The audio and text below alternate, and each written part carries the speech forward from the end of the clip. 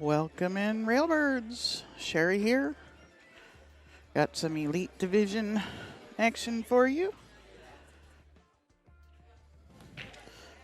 And we'd like to thank our sponsors, Hustlin' USA Clothing Company, Savage Billiard Apparel, Live Fearless, Play Savage, CSI Q Sports International, parent company of BCA, Players Club Limited, Catfish Ludes and Legends Billiards, Players Sports Bar and Grill, YCCS Collection Systems, and McDermott with the D-Fi shaft, the shaft of your Western BCA 9-ball championships. And we are coming to you live from the Chinook Winds Casino Resort on the beach in Lincoln City, Oregon.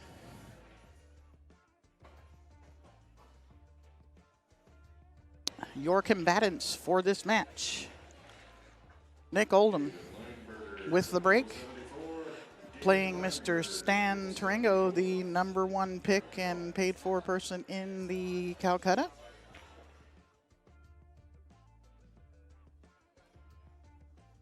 Yes, we are playing 10-ball here. The Elite Division is 10-ball.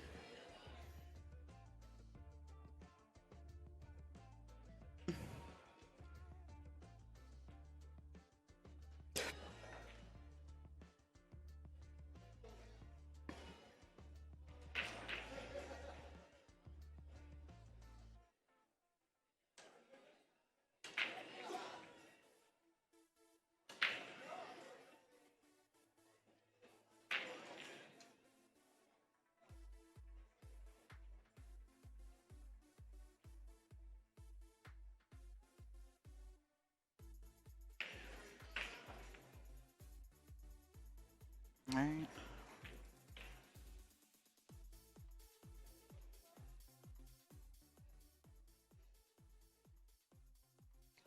The ball down on the break, and Nick has no shot at the one.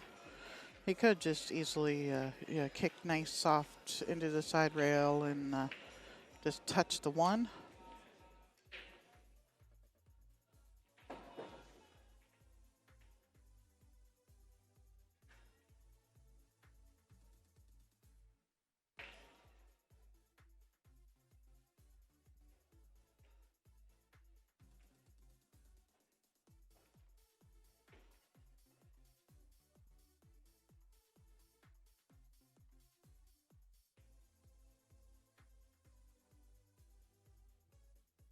Yep, sorry guys about wanting to see something else there, but this is a table we are streaming.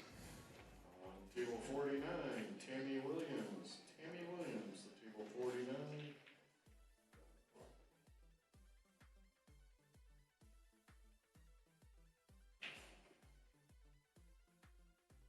Do leave it on that other view so that you can see some of what's going on in the rest of the room.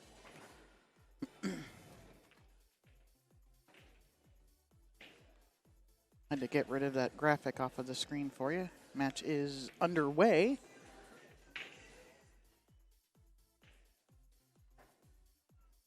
Just kick that ball in.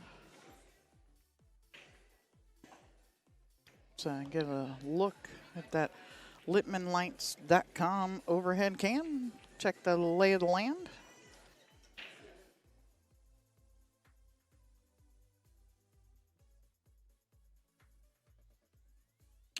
Stan does have to call a ball. He can't just shoot the 2 up there at the 6. This is a call ball in pocket game. We do play CSI rules here. It is rack your own, alternating break. 3 foul rule is in effect. Must tell your opponent you are on 2. And as I said, it is a call ball in pocket game. If a ball is pocketed illegal, meaning it goes into something other than what was called, or you slot something in when you're playing safe, your opponent has the option of handing the shot back to you.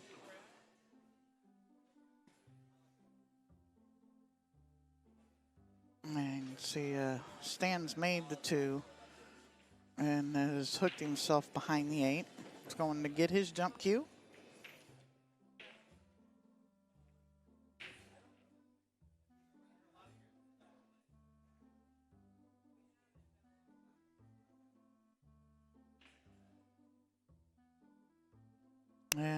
Mike and Leo are just getting underway on your bonus coverage table, don't forget about that. Go over, sweat that action a little bit too. Or have us on two different devices and you can watch both. Oh, in and out of the hole. That was a really nice attempt there by Stan. That'll bring Nick back up to the table.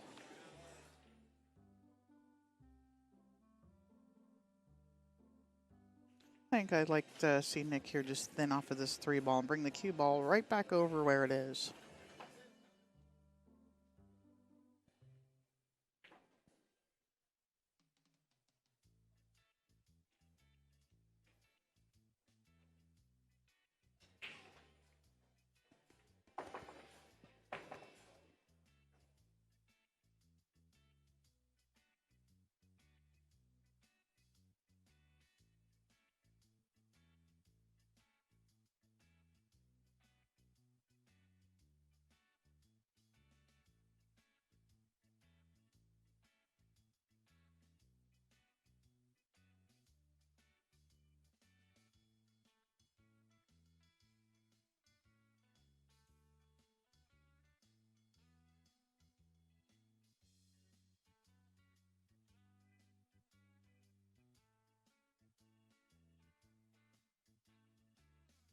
All right, I had to go make sure that Mike and Leo are going to use the beads for me so I can keep track of their score, seeing how I am flying the ship alone. Kind of feel a little bit like, well,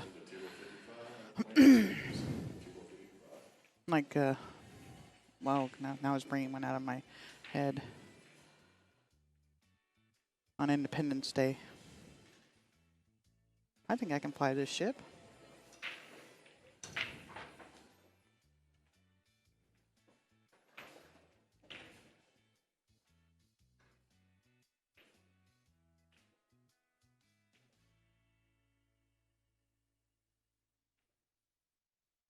All right. Nick looking at a kick here.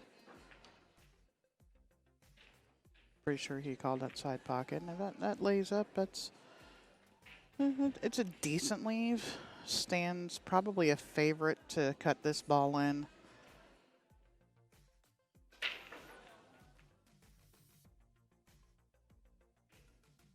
If you don't know who Stan Tourangeau is, I would list you his achievements, but we would be here until the match finished doing that.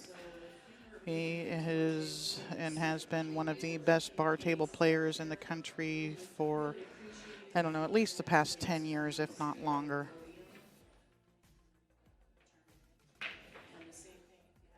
Just barely undercut that ball and has left it sitting up nice right in front of the hole for Nick.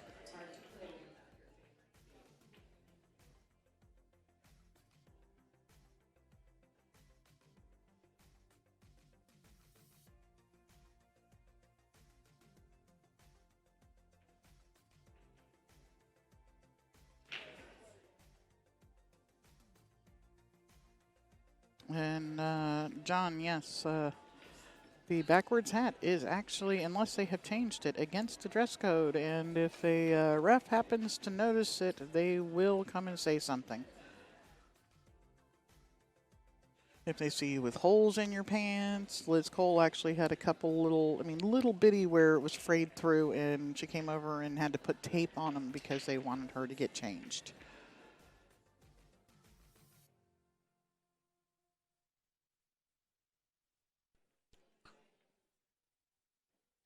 All right, looks like he's got just enough of this 5 ball here, be able to cut. Oh, he's got all of it.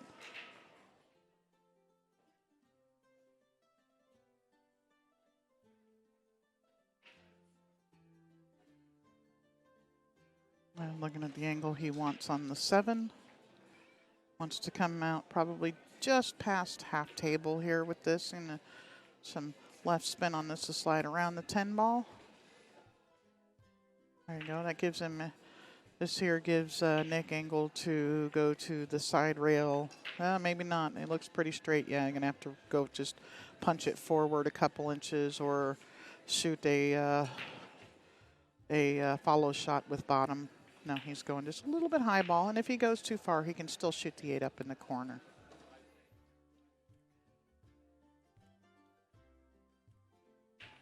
Nick is from Washington, up near the Renton area.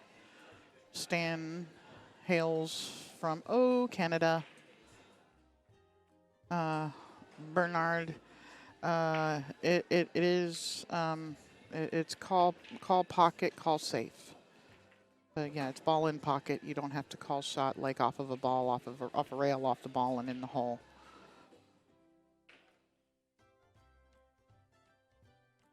And that's where he wants to be. He's going to hit this with just some little bit of high ball. I don't like spinning this into the side rail to come up the line at the 10, because that line where you can be to pocket this 10 ball is so big.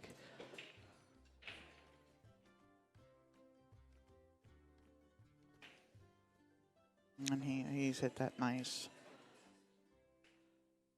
Not trying to do anything special.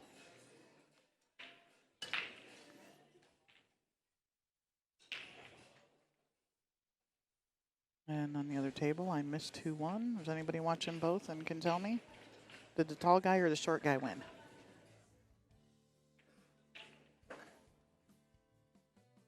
Nick gets game number 1. Yep.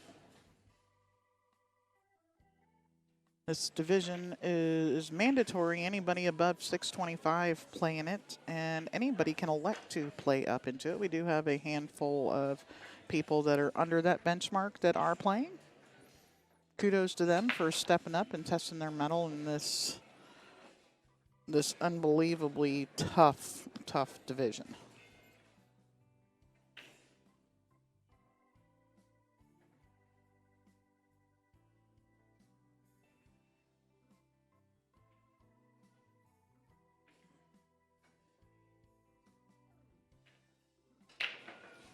All right, stand to break.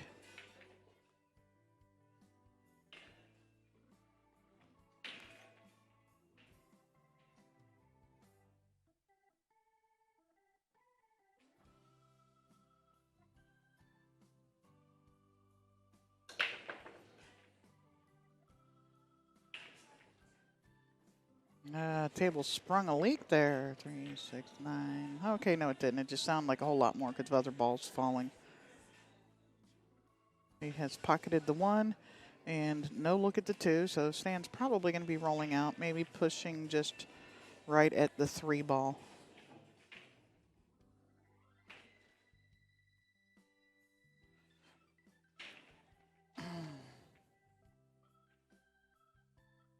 Sean, to answer your question, or Martin, Sean is not on this list.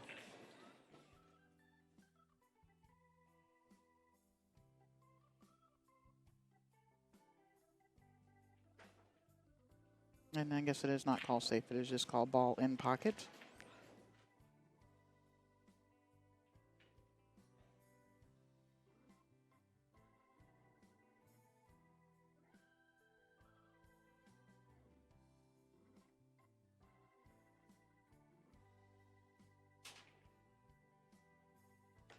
Playing this safe. And you're going to see Stan go to the side rail here and at the 2. 1 rail right at it. Call it in the corner just in case it goes, because the cue ball should come out for the 3 if he hits this 1 railer.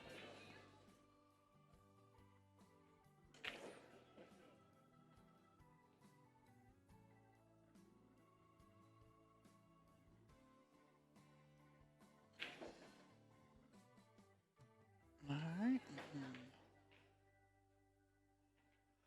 See if Nick, looks like Nick can see this 3 to pocket it, and he should just be able to stop the ball right there for the 3.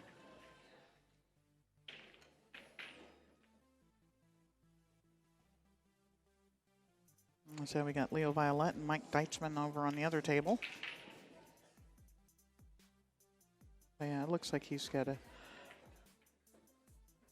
Oh, he's digging into this. Like, okay, he wanted to jack up and pull it over, so all he had to do was go forward and be able to get closer to the 4. If he had the other angle, he would have to accept a longer shot on the 4 to be able to clear the 6-5 to get over there.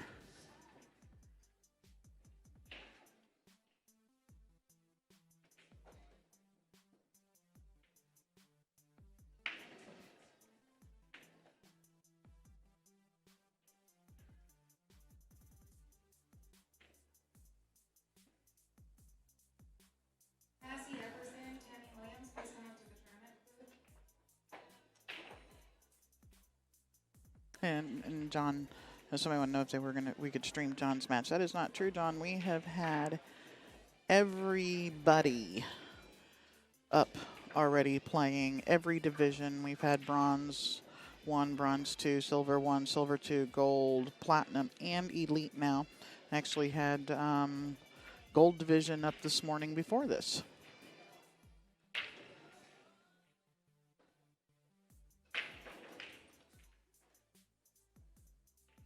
Nice 3-rail come around. Keep going, keep going. Oh, this is workable. You may see Nick go forward 3 rails here if it does appear that the 6 passes the 8 in the corner. It definitely goes in the side pocket. He could possibly.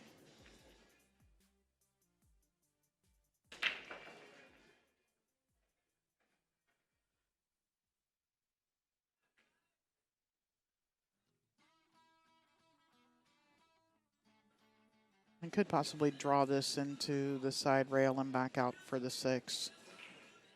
But I think I look for him to go forward 3 rails with it. And that's why I don't like drawing it.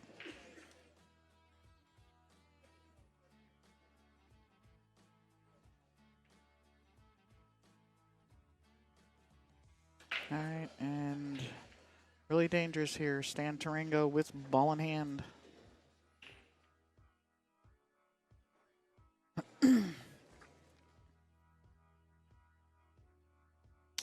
Waiting for Matt Horner to shoot over on the next table. And trying to see who Matt is playing, and I do not recognize the guy that he is playing.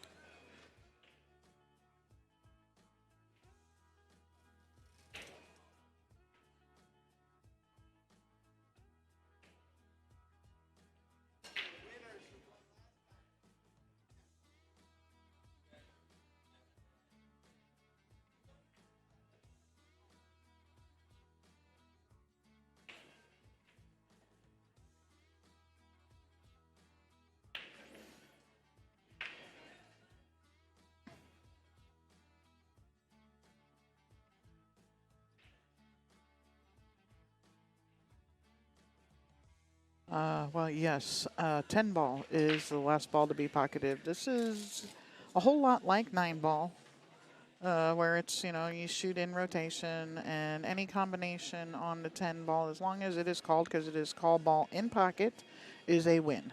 You cannot win or lose on the break in this 10 ball.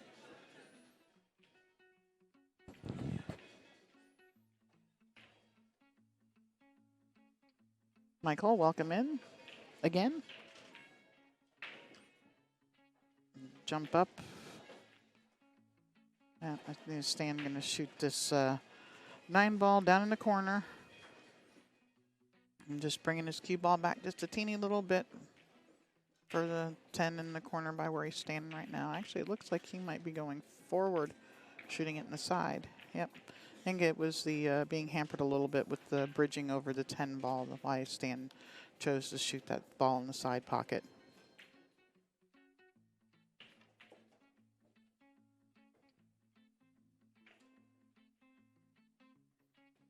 All right, leveling the score.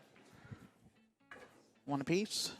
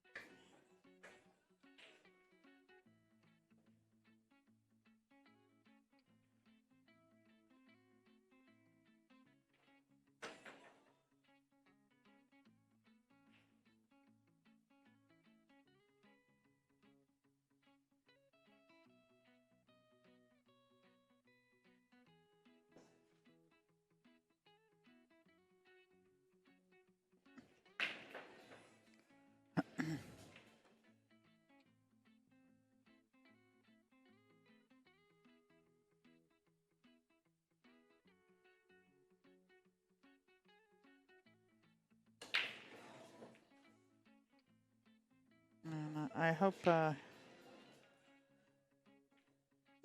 while that we answered that. But yes, if you call the combination and make it, it is a win. If you make it in the wrong hole, it would be considered an illegal pocketed ball. It would then be spotted, and your opponent would have the option of letting you shoot again.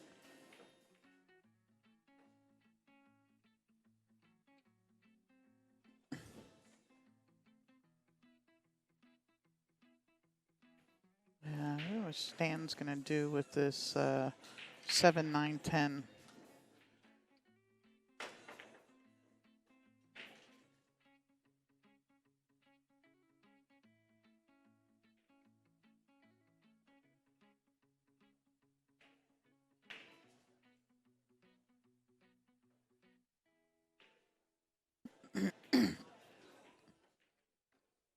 Let's get a look at that overhead. Thank you very much, Mike Littman. In case you haven't heard already, probably have 80 Littman lights overall. We have 80 tables with 80 Littman lights. Love, love, love the clarity, the color that comes across with them. If you don't have yours yet, you should look at getting them. Got them for 7-footers, 8-footers, 9-footers. The light that lights up Shane Van Boning's table at home, that new race on that you guys probably saw on Facebook, that having shimmed out for him. And it looks like Stan's going to come under the 7 from the 6 here to break out this 9-10. He could also be looking at the billiard on it, as close as they are. And the 9 is just the tiniest bit above the 10 ball, making the billiard a possibility.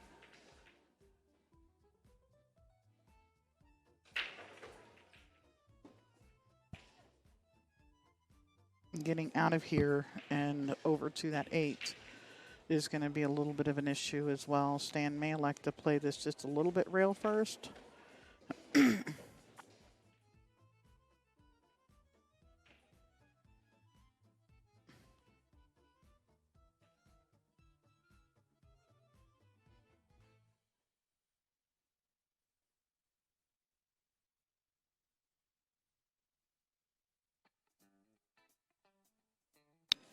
JBM BC looking for recommendations on a beginner cue. I would recommend coming to an event like this and going and seeing the vendors and looking at all of the different types of cues that they have. It's what feels good in your hands. Recommendations from people is always awesome, but the $150 cue that I don't like, you may fall in love with.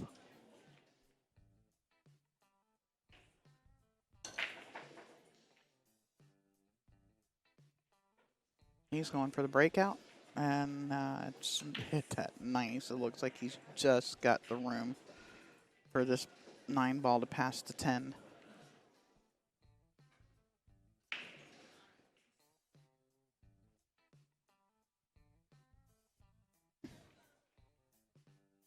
And Stan Tourangeau showing you all why he has that 723 Fargo.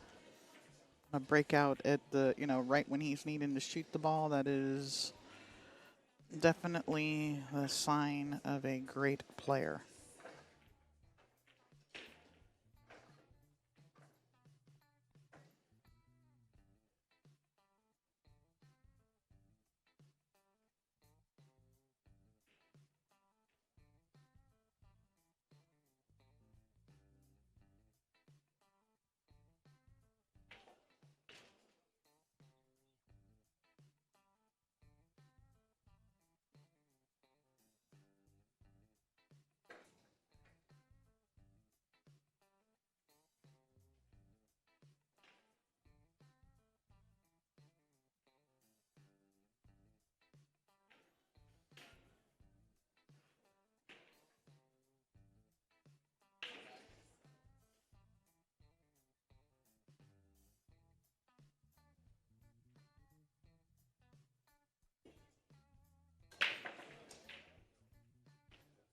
All right, 10 is going to go sit up in front of the side pocket. Oh, that 2 ball is ugly. I think Stan will probably be able to pinch that 5 into the side with the 2-10.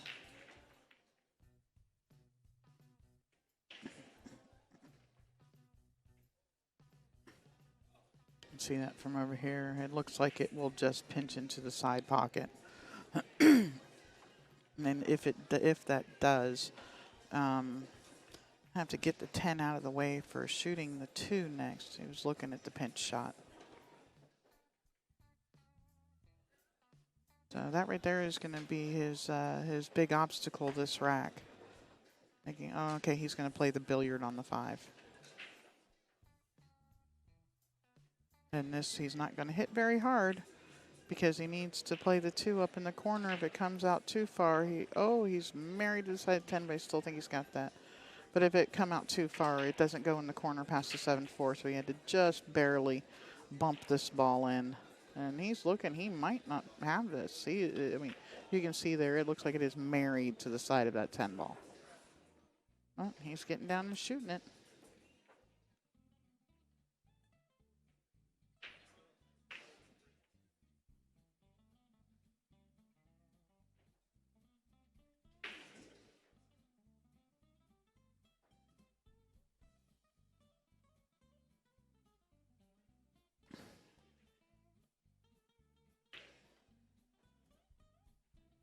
All right, Nick's getting up there and looking at it too. I mean, it's pretty evident. If that 10 ball moves, it's a foul. And they're looking for, are they looking for a ref? Got to put your cue up in the air.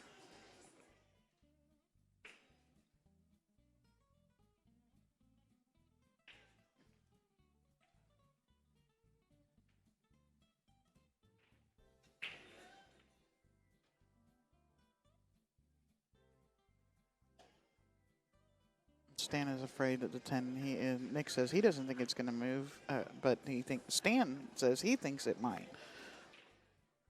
All right, we got Pat O'Meara up here to watch this hit.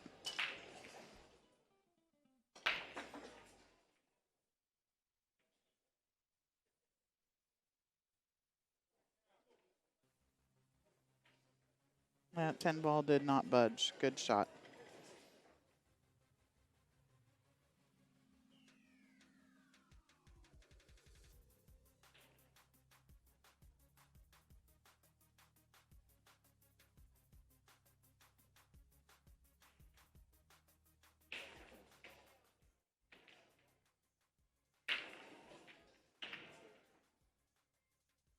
And hangs the 3 in, but has left Nick completely hooked here.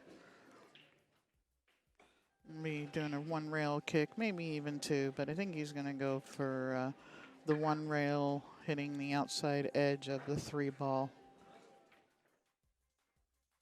And this cue ball can come back down for the 4. Is it going to get around the 7? Hey, that extra wind is cheating. Just cleared it. Yep. What line does he want on the 6 for the line on the 7? 6 will go in the corner, 7 in the corner, and depending how he gets on the 8, 8 in the corner, and then the 10, or it could be an 8-10 combination.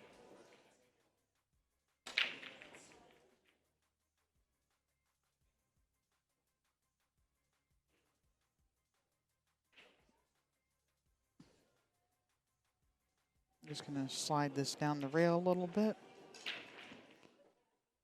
I was able to keep it off the rail a touch so that he can cue where he wants to at this 6 ball. Does have that whole cue ball available to him for cueing.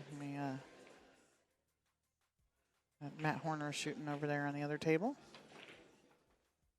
That score is 2-0 in favor of I Have No Clue.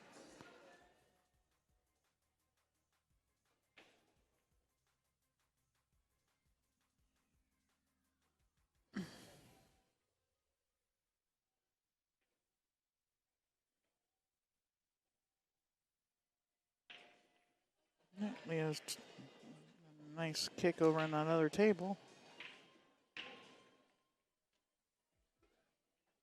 Yeah, I like just letting this ball fade into the side rail and back out for the 8 up into the corner.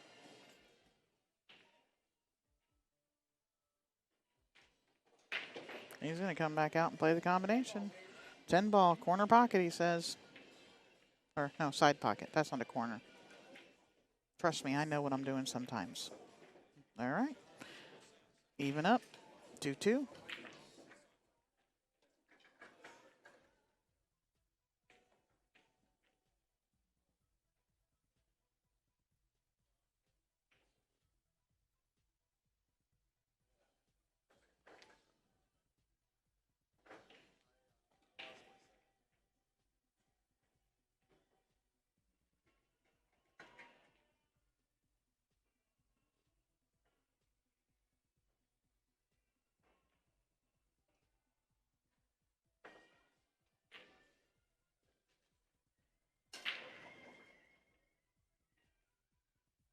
Yeah, let's see what matches we got going on around here.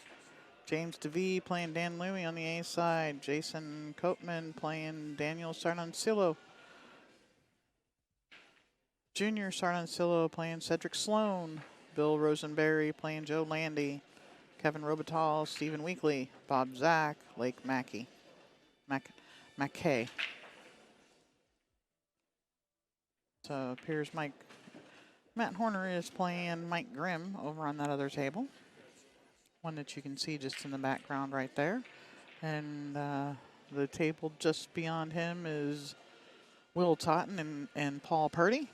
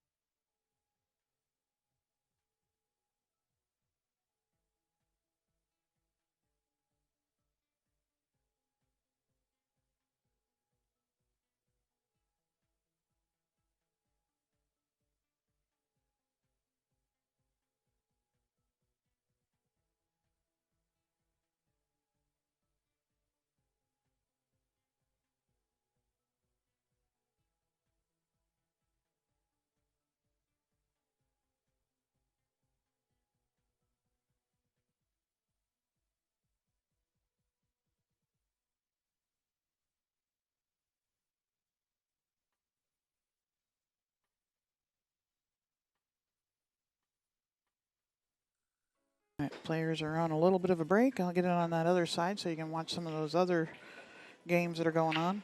Matt Horner breaking there.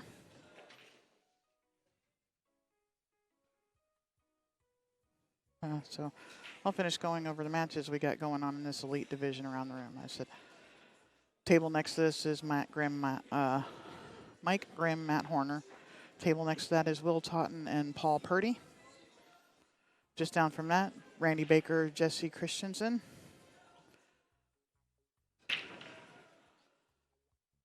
Way down the line, we've got Rob Cameron and Steve Lengelbach. Cole Gibbons and Steve Register. Russell Searley and Min Yu. Chad Bisconner and David Craig got the 2 buys on the B side. And you can find all this information for yourself as well at thewesternbca.org.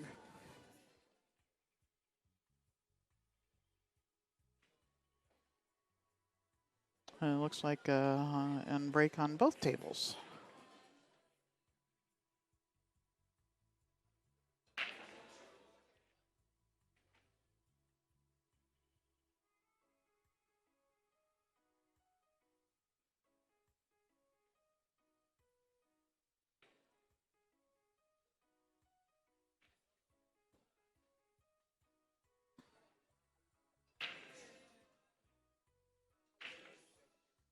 Okay, and the other 6 divisions, their matches are scheduled at an hour-and-a-half intervals. The elite division is at 2-hour intervals. So 2 p.m. we are going to have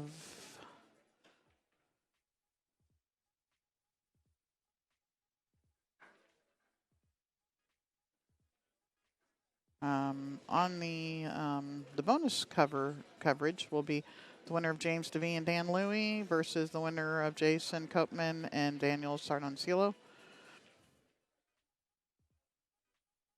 And then one B side match, which will be here on the feature table.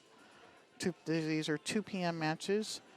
David Craig and the loser of Jason and Daniel.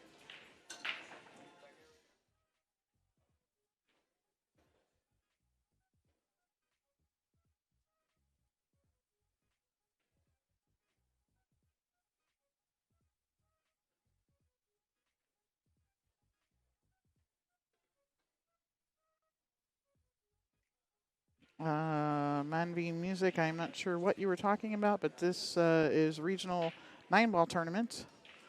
And the elite players play 10-ball. So yes, this is a 9-ball tournament.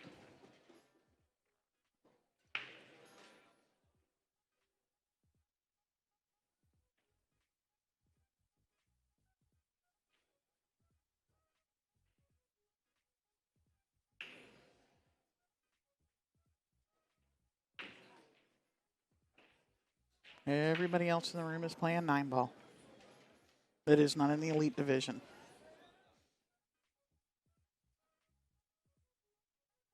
Pretty sure Bad Boys will have some minis going on for y'all later.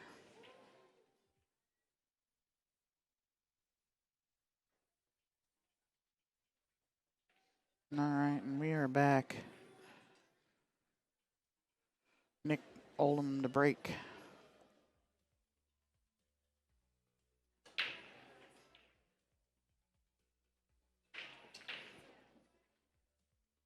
Cue ball hanging in the jaws. Made a ball on the break.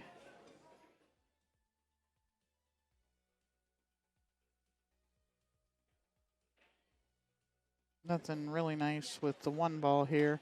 Yeah, I like banking this 1 ball, exactly what he's looking at, banking this 1 ball up into that mess down there. Just be sure you don't leave it where you can leave Stanley a kick 110 combination.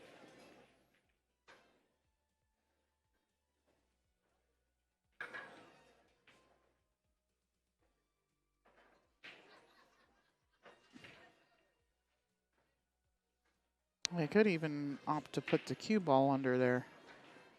And he's done almost exactly what I told him he probably shouldn't do. But let's see how much of that pocket that 6 ball is blocking for the 10 with the Littman Lights overhead view.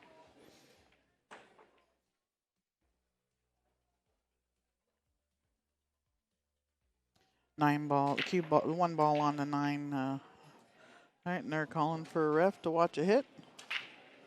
If you're here, you're playing, you want a ref, step to the middle of the aisle between the pool tables. Put your cue stick in the air. That's what they are trained to watch for. And if you're out at the sidelines with your cue up, it looks like everybody else's cue sitting there. That's why they have you do it in the middle, because then you're away from all of the other visual noise for the refs. And Pat O'Meara up here again.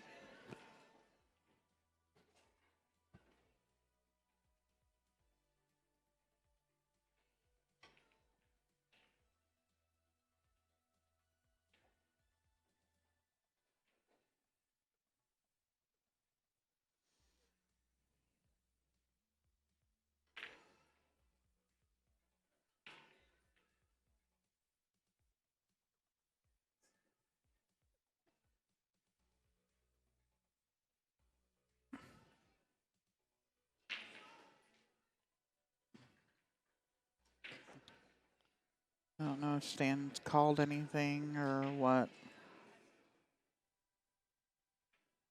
And that is most definitely a bad hit. And he's supposed to let the ref grab that. When you've got them there, ref there watching the hit, allow them to get the cue ball. It's part of their job.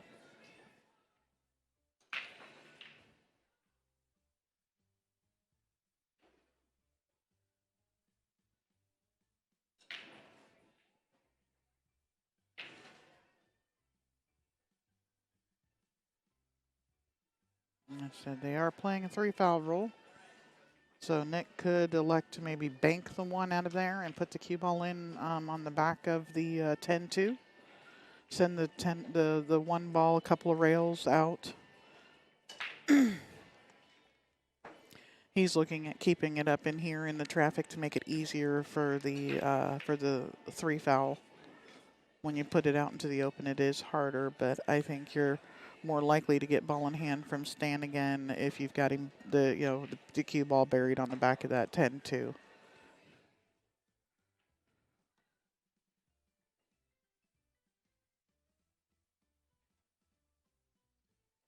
It's hard enough to get a ball in hand from that guy. Oh, he went and played it. He's going for the run out here.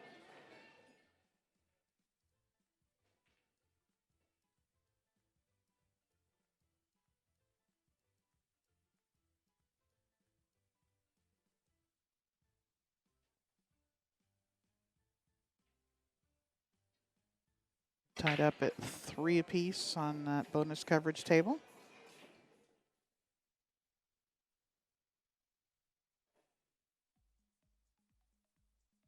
Just going to come back out. Needs that ball to sit. All right, that's a good speed.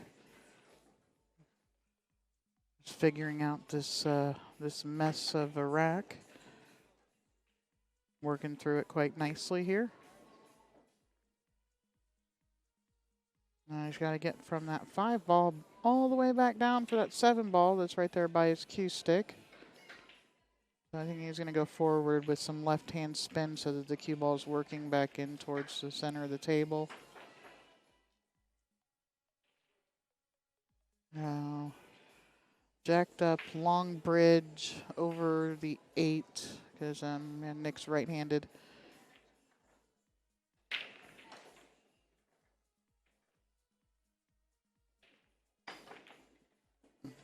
Pull it back. Is it going to get around this? Nice shot, Nick. Very nice. Oh, I think he can still see this past the 10. Looks like he's just got enough room to pocket this 7 ball. And if he has to squirt it a little bit or put a little spin on it to throw the ball in, that's actually going to help the cue ball go the 2 rails out for the 8 ball into the other corner pocket. Oh, he's just going 1 rail straight down at it.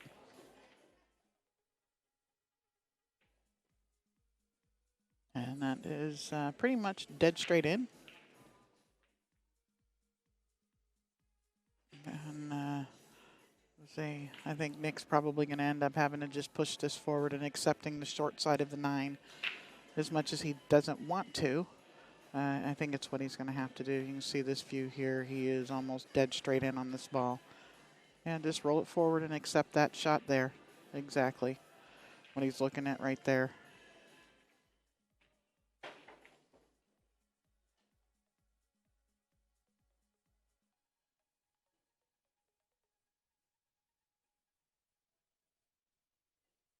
Now just draw your cue ball back 5-6 inches. You know, people, they get these because the 9 ball's got to go all the way down table. They end up over hitting it and drawing the ball into like the corner pocket or something here. You know, you got to get this cue ball to come back 5-6 inches for him to have a good shot on this. 10 in the corner.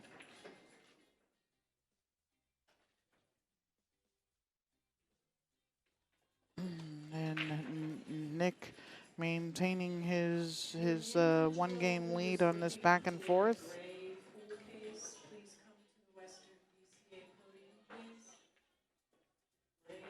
Not letting Stan get a big jump out on him. That's crucial when you're playing a guy like this.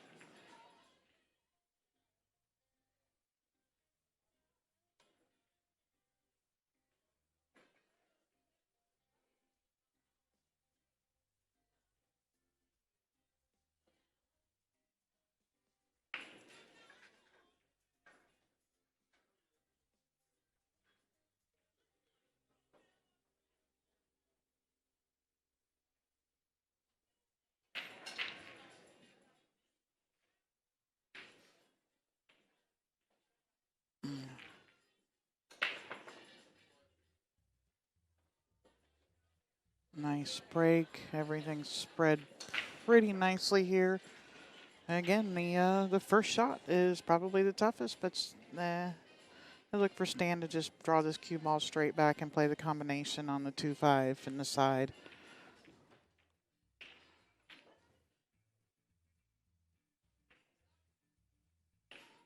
If you want to take a closer look at this, these Littman lights, there is one on display hanging up right over here next to our booth if you're here. Run cooler, more energy efficient than your incandescents and fluorescents and all that other stuff.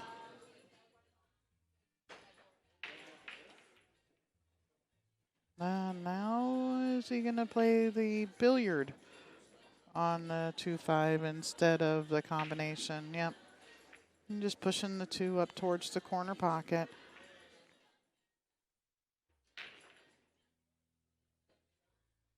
Oh, I don't think Stan left himself an angle here.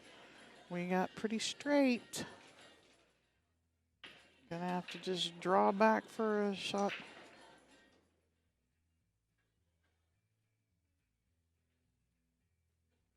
Gonna have to draw it straight back. And you got nice shape there, nice recovery.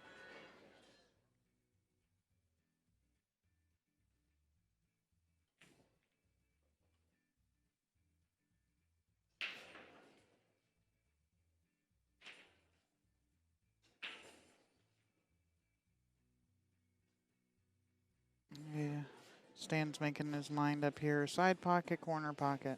And I think his side pocket and just roll it up in between the 6-8 just like this. And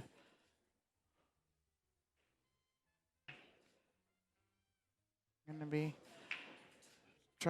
manipulating his cue ball here to get away from the 9 ball. So he's going to be drawing it probably 2 rails out of this bottom right-hand corner here, or sliding off of it 2 rails, making sure to miss the 9. Oh, he just went 1 rail.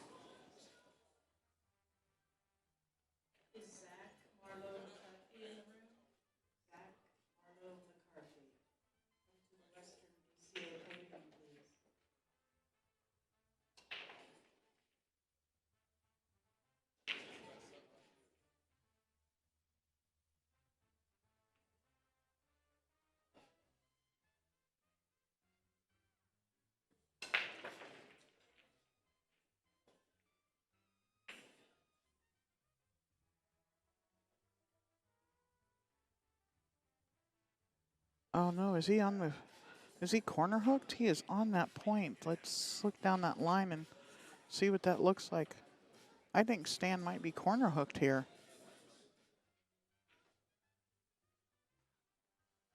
And that is a very uncharacteristic mistake of Stan. He's looking at kicking this ball.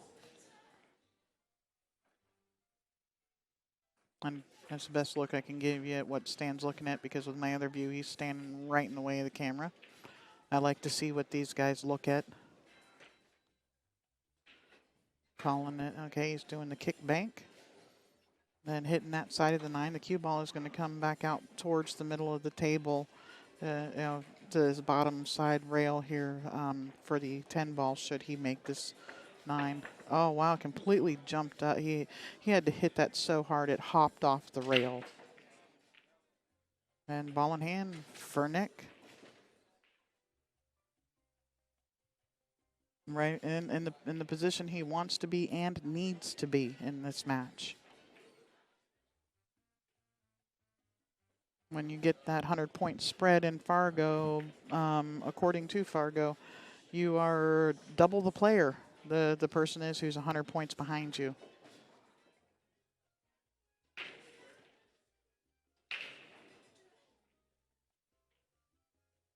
All right. 4-2.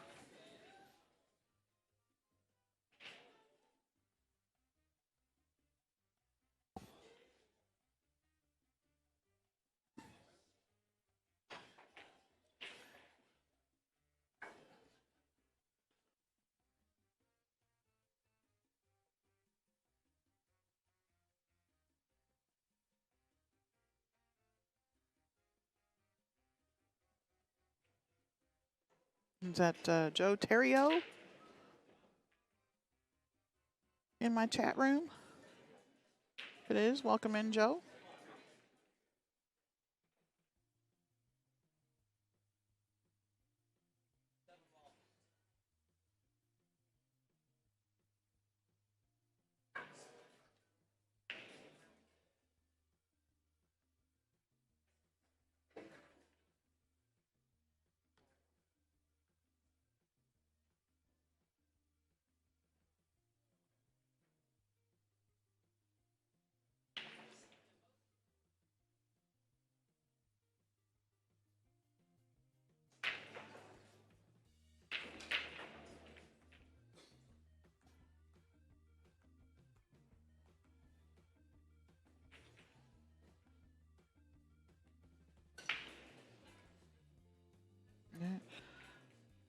Nick likes to wear his glove for breaking. Got a spot on his shirt he's not happy with. Probably egg from breakfast. At least he doesn't have it on his face.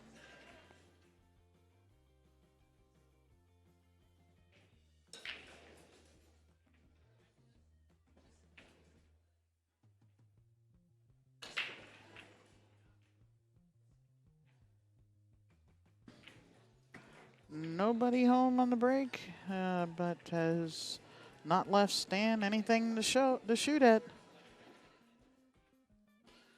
He'll be rolling out here. Probably rolling out for something like a jump shot or a kick shot. With where that 1 is hanging and where the 10 is, it's going to be hard. I mean, not hard. You have to hit it with some speed, though, and judging speed, coming all the way down is a whole lot harder. So I think you might see Stan push to a jump or a kick here.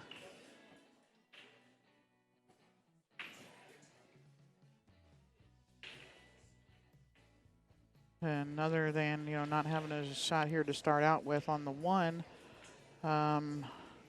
table's pretty open. 5 to the 6 could be the biggest problem with the 8 ball there, but being that they're both on that same side rail, it's not really that big of a deal. Well, Joe, tell Amy we said hello.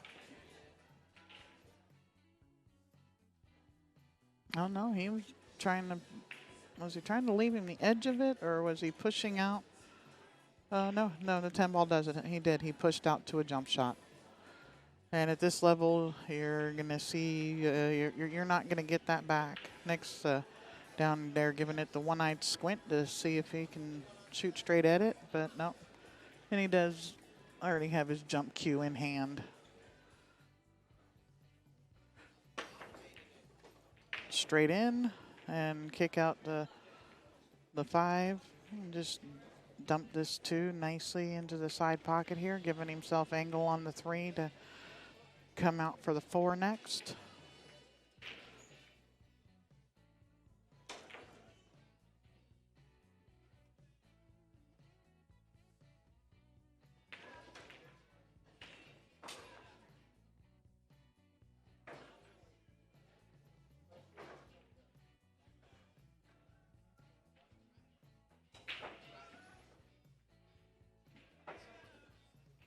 So let's see what the difference is in what these guys. Well, I actually have a list of what everybody went for in the Calcutta.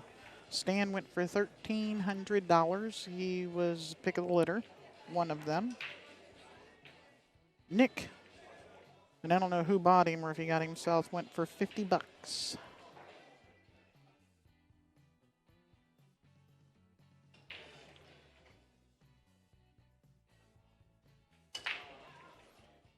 Oh, he hit that so hard trying to come back around table for the 3. I think he'd been better off just floating it in and taking a little bit longer shot on the 3 ball. Those side pockets at that angle with speed tend to spit balls out.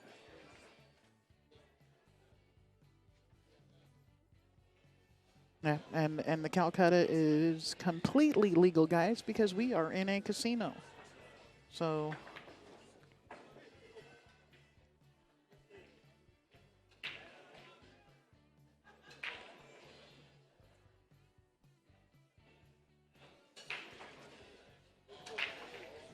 and Stan's got himself in a funny spot here. I think he's just going to tap the 3 and bring the cue ball back over and using the 5 and the 4. He's trying to take away that end rail for a nice, easy one-rail kick, but I think it looks like there may be a gap. Nick's getting down and looking at it to see if there is.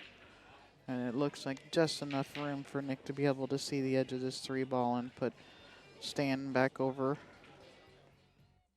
using that 2 ball wall.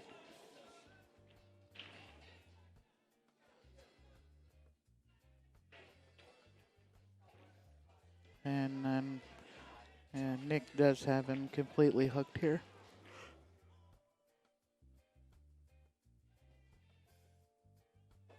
Stan gonna go 1 rail into it, bank the 3 out. Yeah, he was kind of hoping that he'd hit it a little bit thinner. Maybe the cue ball goes in behind the 5. But he's left it in a tough spot. Nick's got doesn't have a whole lot of options here. Back cut the 3 using and draw into the 10, so the cue ball comes back down off of drawing off of the 10 for the shot in the 4 in the corner. 5 ball is hampering his position just a bridging and hand there just a little bit.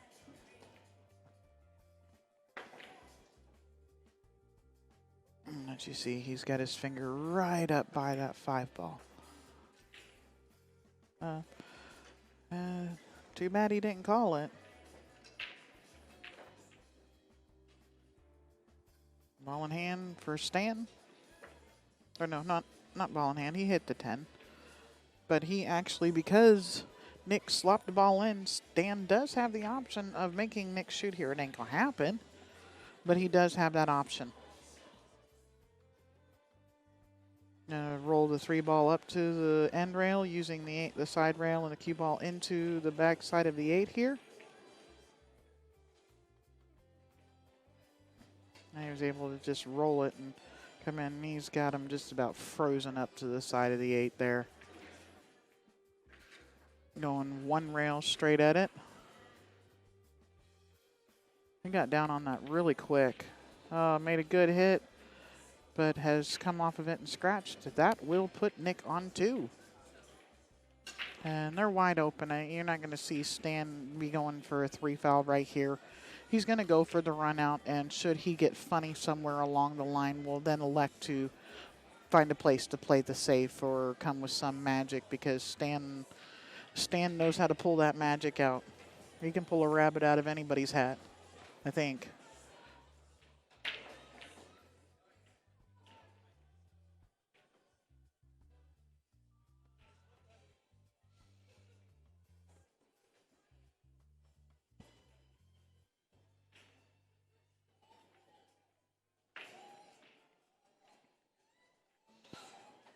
Draw out, slide up out underneath the 5, shooting the 5 in the same corner. Oh, he's able to slide straight out there. I thought he might have to use the rail, but apparently not.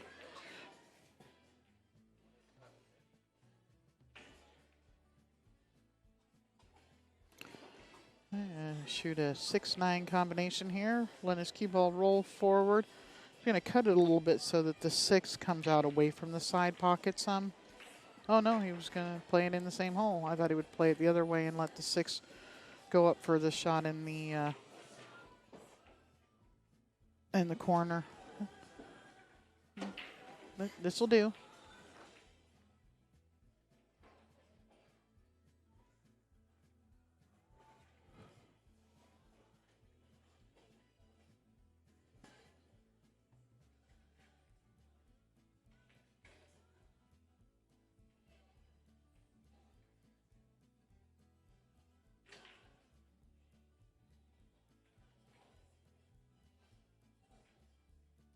And that would be a perfect line.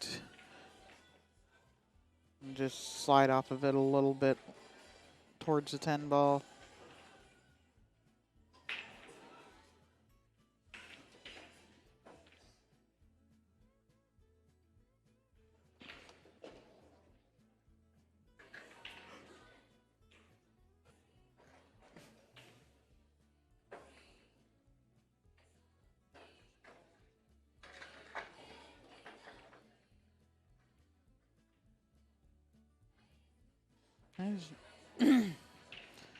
Don't forget to like and share that stream, guys. Let everybody know what's going on. Everybody wants to watch this action. Everybody.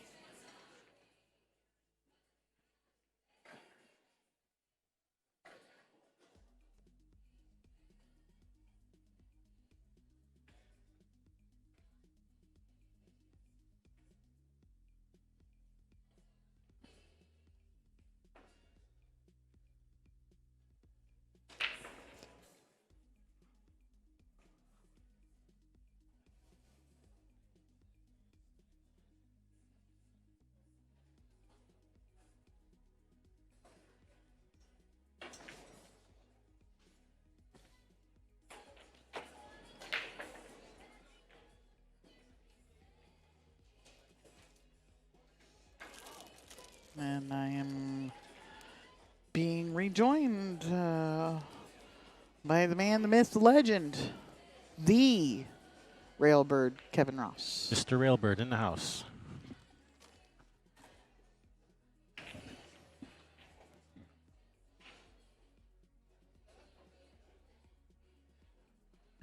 So I was watching a little bit while I was away. Saw Nick not being intimidated by Stan the Man at all. He's playing his game, winning some games. I love seeing that. We're tired of watching Stan just win every time he plays. I was tired of watching him roll over everybody. Right. Someone actually putting up a fight. I love it. Yep. Keep it going, Nick. This young man is not scared at all. Love it. Keep it going. Say hi to Joe. Hi, Joe. Joe Terrio. He's going to come shake the winner's hand. It might be a little late. We're coming from Toronto. I thought they lived in. He must be up there for a tournament or something because I thought they lived in Sandusky. Unless they moved, but that was last I heard. They lived in Sandusky, Ohio. Because we were going to stay with them when we go to Cedar Point. Yeah. Stan is getting into that higher gear that he has here. He was struggling a little bit the first couple of games, but he's like, "Oh, this guy can play. I better turn it on." What do you mean he's not afraid of me? Well, I guess I better show him he should be. Doesn't he know who I am? And Nick is like the man. And Nick is like, Stan who? Doesn't ring a bell. Sorry. Real Shark TV. Is he calling us sharks? In the good way. Oh, okay. Yep, so the next set, the 2 o'clock round is also Elite Division, 1A side, 1B side. Right on.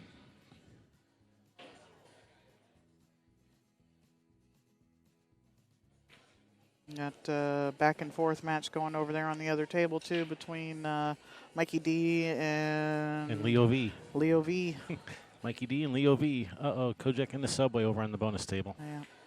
Or bonus stream. It's not the bonus table. It's just a regular table. Bonus stream. Yeah, we are not playing bonus ball here. Sorry, Johnny Archer. Yep, Stan getting in the way of the other camera. He's in the way of this camera, too. He's in the way of both. He's just blocking every camera. Yep.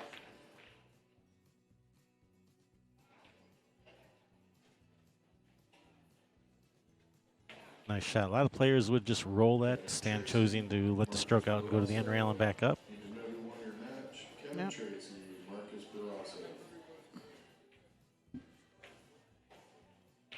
Just roll this forward. Straight in. Straight enough in. Perfect enough. All right, Stan tying it back up again. He's been chasing Nick this whole match. Yeah, that's it. You know, that's a good place to be in for Nick. Stan doesn't chase many people. All right, keep it up, Nick.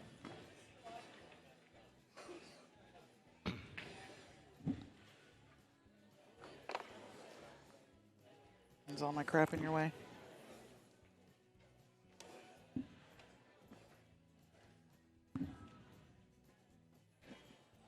Trying to quit.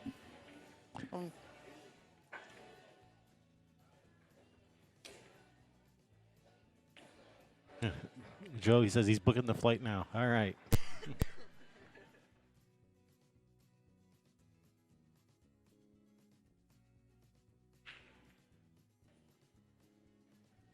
Surprised they're opting to use the regular rack and not the magic rack. Yeah.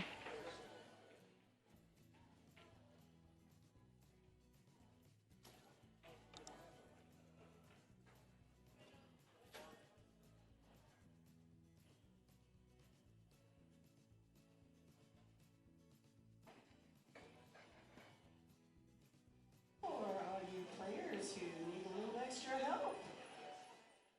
Tonight tomorrow morning about 4 a.m., we're going to have our Circle the Winner class. Come on down here and someone will teach you how to circle your name. Yep, 4 a.m. Circle the Winner class.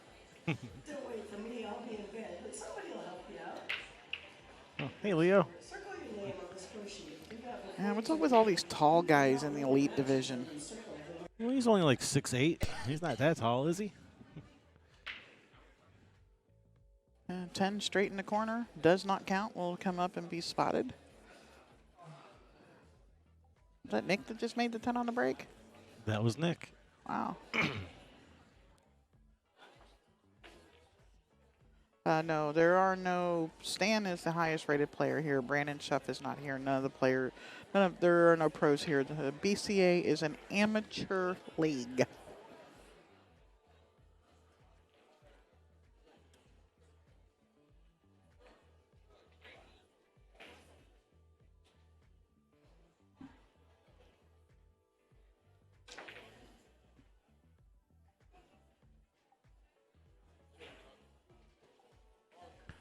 Nick looks like he wants to kick this in and run him out.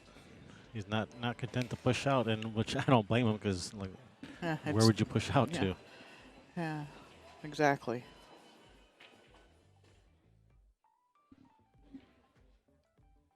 What's up with the tiny tables? We're playing some 9-ball and 10-ball on them. That's what's up with them. Yep. And they're being lit by Litman lights. Yep.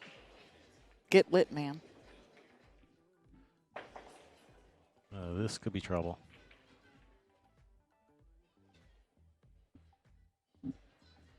Yeah. Let Stan start to edge you out, and next thing you know, he just leaves you in his dust. Nick needs to keep the pressure on.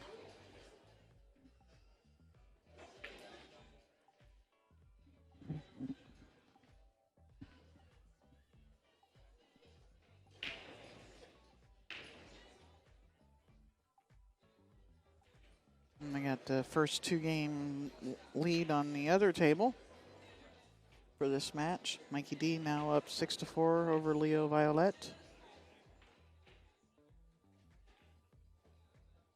Where's that 4-ball, Stan? Where is that 4-ball, Stanley? Uh-oh. He found the 4. Mistake.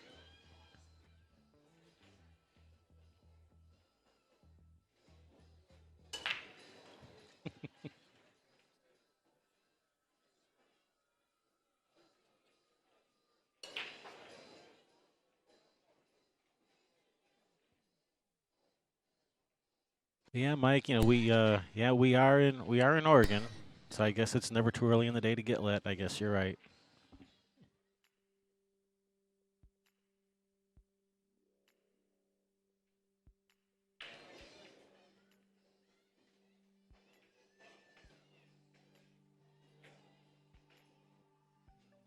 Yeah, we got some tight matches going on out there. James DeVee and Dan Louie are at 3 apiece.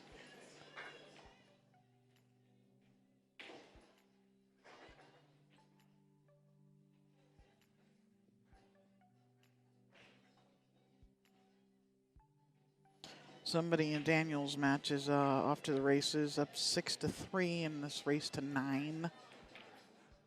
Go Daniel, if it's him. Yep. And next table with Matt Horner. And Mike Grimm is 5-4.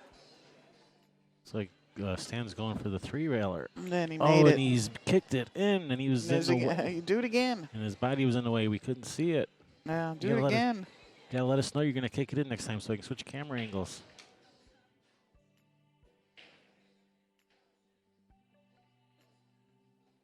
All right, just kick that 4-5 combination in.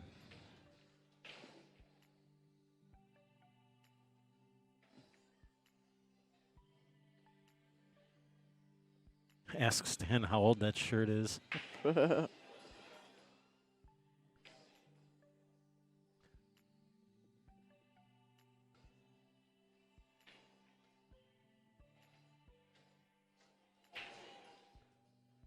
Getting the jump cue. All right. Going airborne. And he can't, even if he gets over the 7, only about half of that 4 ball is sticking out. So, Did he call the bank on it? unless he's going to land on top of the 4 to try to make the 4 in the corner. I didn't see where he called it. I'd be calling it cross corner. Not the cue ball, though, Stan. The 4 ball. It's easy to get him confused. All right, here you go, Nick. Start applying that pressure again. That 6/8's a little bit funny, but there is room between the rail and the 8 for a cue ball, so.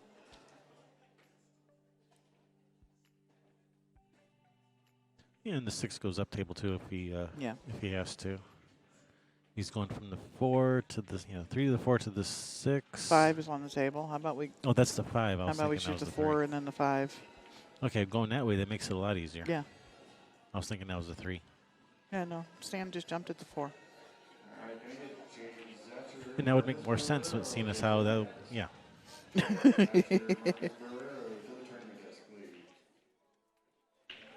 No, right about there would be perfect.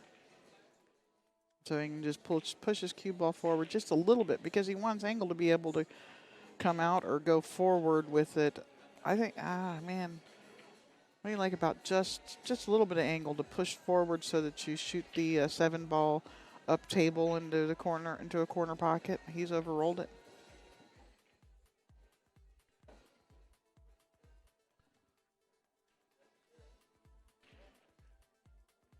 Yeah, he's going to have to just trickle this in and have a little bit more angle in the 6 than what he probably wanted. He's looking at coming down below it.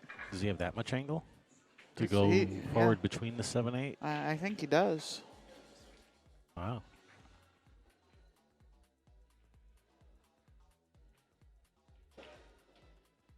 All right.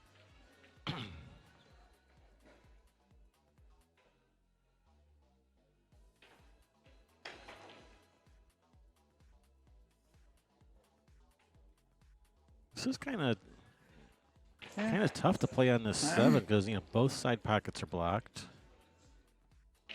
Yeah. Can't really go forward because you'll hit the 8. So you got to come back to shoot the 7, probably in the same pocket as the 6. He was just looking at the 7-8 combination. Yeah, because he doesn't want to have to hit that soft to play the 7 in the same corner as the 6. So he wants to be able to put a better stroke on it. So. Well, yeah, especially when you're lagging, lagging the ball up past both points of the side pocket. You don't want it to, do any kind of wavering down there and catch the point.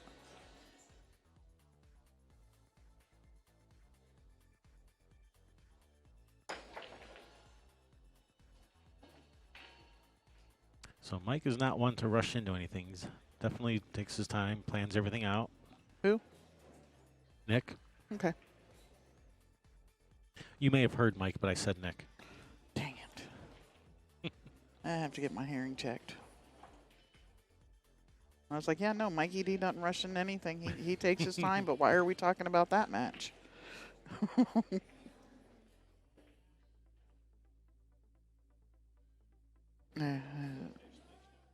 Nice controlled combination there.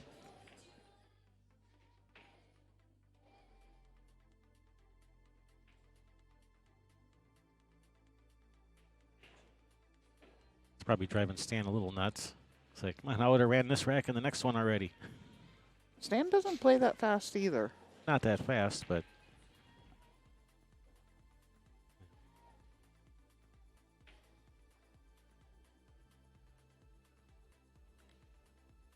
Ooh, going for the slow roll, not going back and forth. All right. Yeah, he's a little A little bit the wrong angle on the 9. He can draw back. Or just go forward, and that's what he's looking at. Yeah, and at this level, you're supposed to be okay with shooting that 10 ball from right there, where he was just looking at. Yeah, especially on a 7-foot table. John, yes, 3 days in a row, and when we're done, it'll be 8 days in a row. Yeah, we're here for 8 days, Sunday to Sunday. We're just getting warmed up. We're just hitting the halfway mark. Starting to catch our stride. Just like Nick here. 5-4.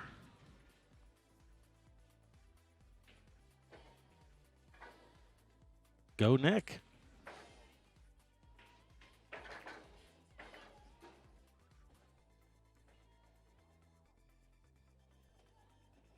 I think almost everybody in the room is rooting for an upset except for the person that bought Stan in the Calcutta. Right? And Stan. And Stan. Yeah. So a couple people that are not rooting for an upset.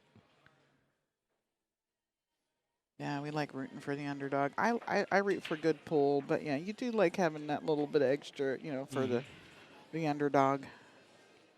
And especially when he's, it's almost 100 Fargo point difference. Right. That Stan's supposed to be twice the player Nick is with that difference. Right.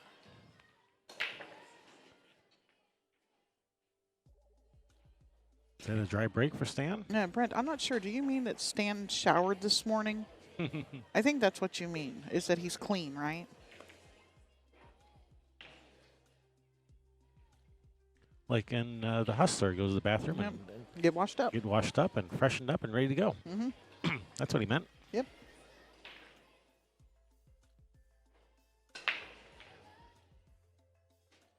And I think Daniel is down because the score just got changed. I saw Daniel marking the score, and it is now 6-4. Did Nick go for $50 in the Calcutta? He did. $50. Sweet. Go, Nick. Yeah, that's probably too, Brent Duncan. Everybody on the B side wants Stan on the A side. But then, if you've got somebody like Nick who's sitting here putting up a fight like this, do you want him on the B side?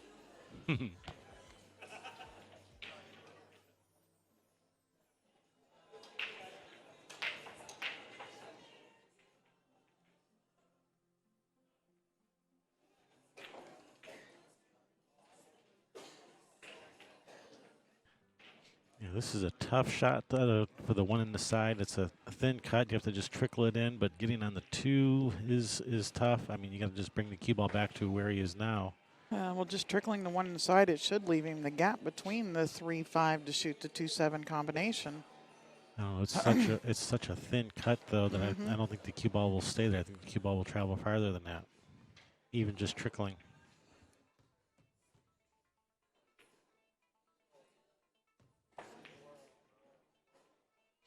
Yeah, just play safe. Bank to 1 out of there. Drag the cue ball in behind the 3.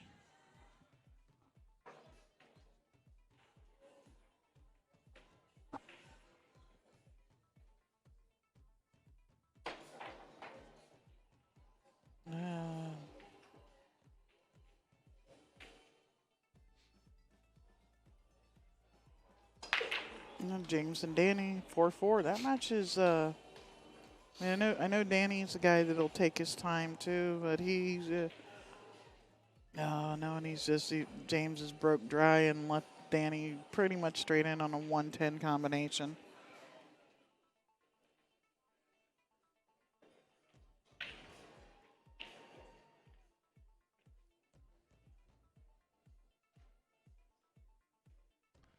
He was going for your shot, yep. Unfortunately, he's left a good opportunity for Stan.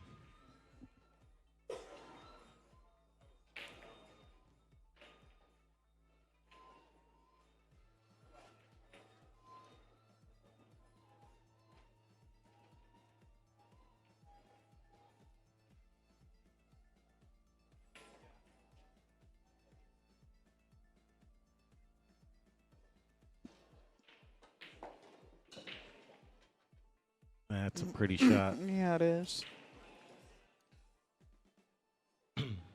Marlon, nope, no shot clock. There Although, go ahead. although if they start taking too long, the referees will. The referees have discretion to tell them to hurry it up, and if they're really behind schedule, they can just add games to the score at their discretion. They have certain benchmarks they're supposed to be meeting. They're supposed to have played so many games by a certain amount of time, and if they're, holy cow, and if they're not there, they have the discretion to add some games to the score. Did Stan really just miss that He combination? missed it. Yes, he did. Wow. Yeah, that's definitely a two-syllable wow. Yeah. Wow. Wow, wah. 2 syllables. Wow, wah.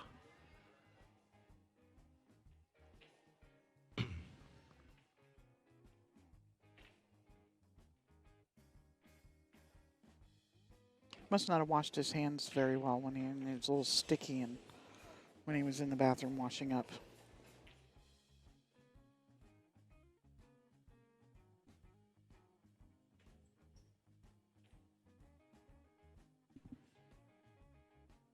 I think you got to shoot the 2 off the rail, off the 7 into the pocket is what it looks like he's got to do.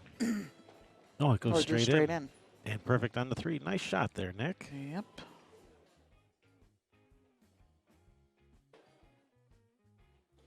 When I first started watching Nick play around the Pacific Northwest, I, seeing him at the table the first couple of times, I'm like, is that Alishan? No, that's not Damien.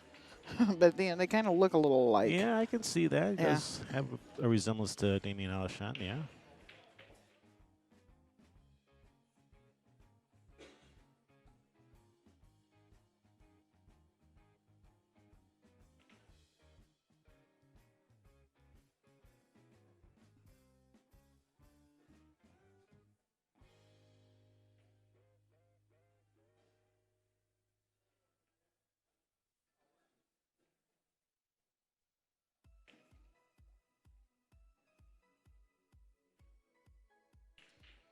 Looks like he's decided probably going to come 2 rails around for the 5 on the side. Try to come around that 10. Yeah. I think that's the path he has chosen.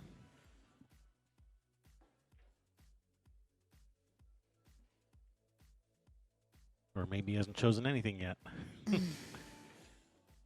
He elected to take the longer shot on the 4 rather than maybe getting hooked behind the 5 with the drawing out of there, I think. Is there a payout for the winner? For the winner of the tournament, yes. Yeah, absolutely. Let me see what that looks like. 'Cause that's the one thing that's not on there is the Elite Division payout because, well, it wasn't done. It's 23.40 for first place. Yep, and 13.20 for second. Yeah, it's on this sheet here. Oh, it is? I didn't think they had the Elite on there, but okay. It's on my other cheat sheet. Yeah.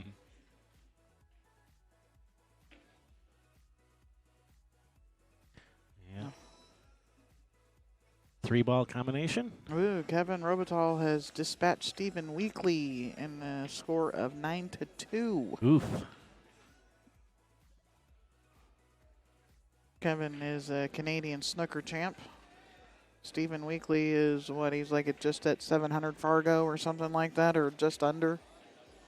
When he was playing in the Northwest Cup, he was a little bit under, but he may Yeah. have gone up since And then. he's a 692, so just under 700. That's strong. Yeah. And Kevin's beat that's right somebody. underneath him, 673 or something like that. To beat somebody 9-2, to beat someone who plays at just under 700 and to beat him 9-2, that's strong. Yeah, that's strong. Yeah.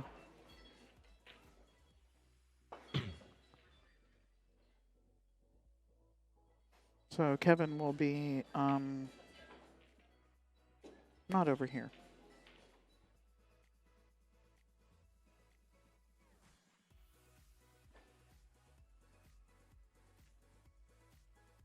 I know I got a match coming. Yeah.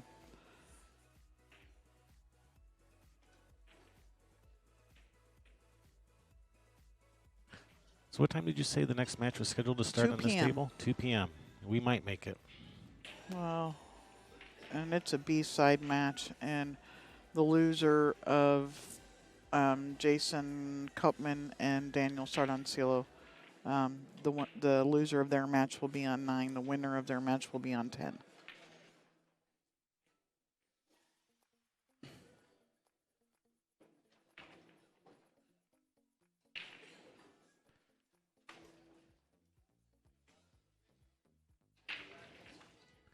All right.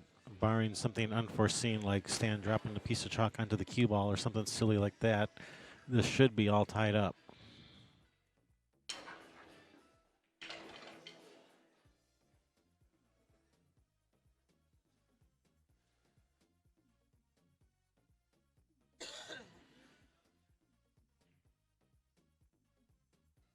Oh, hi, Leo. Yep. Get down, Leo. We're trying to watch here. Down in front. Thanks, Leo. Get Whoa, out of, whoa, yikes. Stanley. What is he doing? Well, he's going to be kicking the 7 in. That's what he's doing. I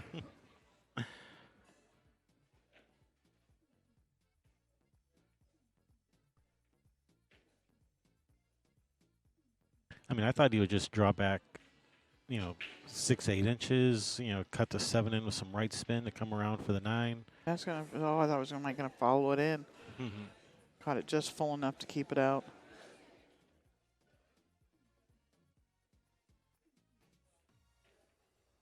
And just about straight in the side. Just float it in. And every time I say that, Stan winds up and hits the ball Whack. and goes 3 rails around like a clicks player. And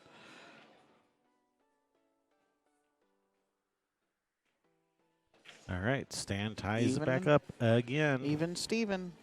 Stan. It's a race to 4 from here. Oh, those short races are horrible.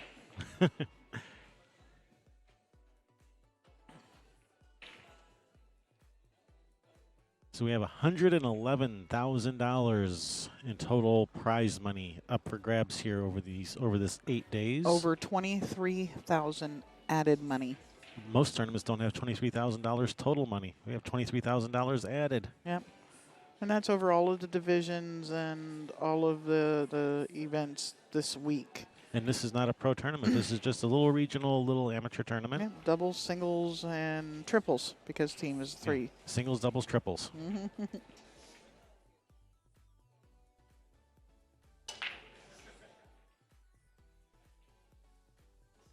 All right, looks like players are on break. Again? Well, 2 players, 2 breaks. Yep. Well, I'm going to go get me some more hot water for my tea. Okay. So players are on break, and the Sherry's Railbirds on break. Railbirds will be on break too. So we'll be back in just a couple minutes. 2 and 2. All right, Chuck Woolery. See you in 2 and 2.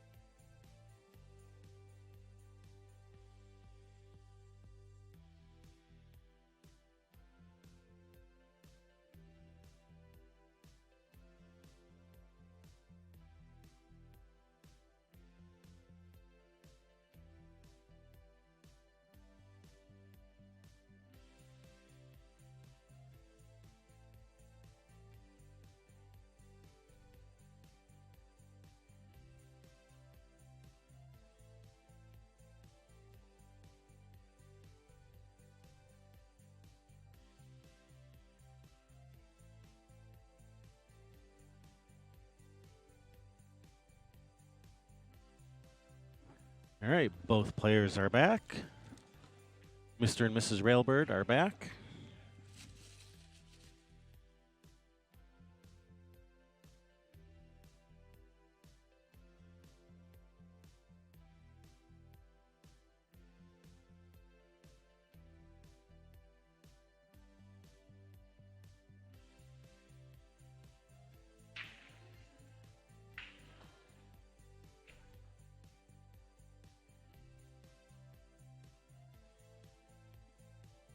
Is he visualizing his run out before he breaks?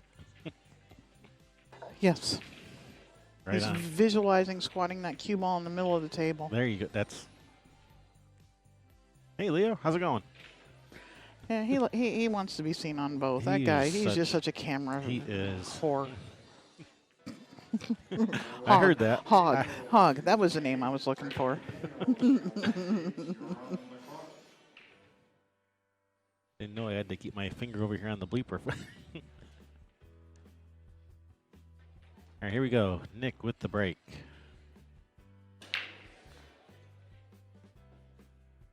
One ball in the corner. He didn't want it to go. He wanted it to hang there so he had something to shoot at. All right.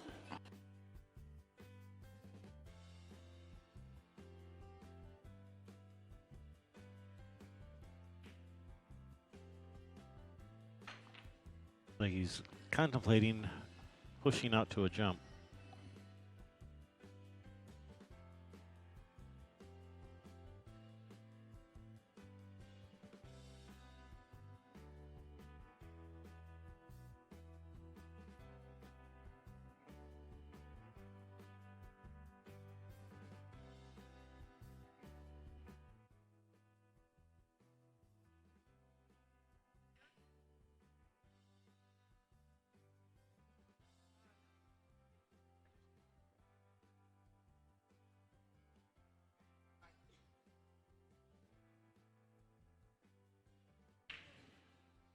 All right, he has pushed out to either a jump or a rail first. Either one would work. Leo, down in front. How many times do you have to go over this? All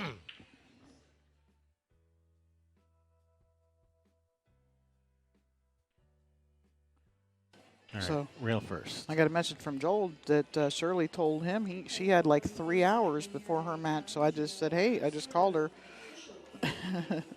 Nice shot, Stan, and No shot. all right, get the jump cue.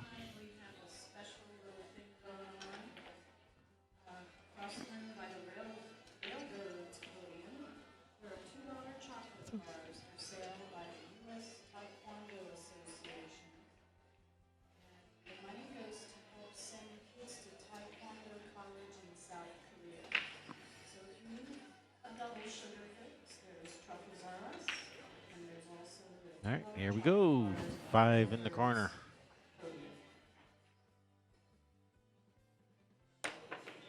Oh, nailed it. And is he going to have a shot on this 6 or He's going to come around for the 6-10? 610.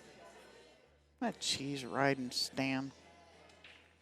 I don't know that he likes the No, the not ride on the exactly. 10. And Not the 9's exactly. in the way for the bank. Now thin off the right side of the 6. Cue ball up table behind the 8. Come off the left side of the 6. Cue ball behind the 7.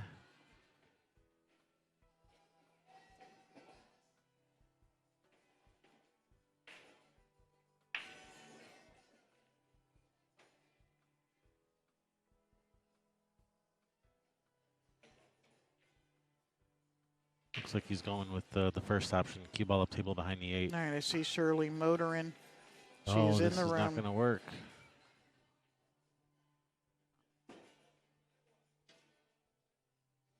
All right, Nick, you got this. Make him pay.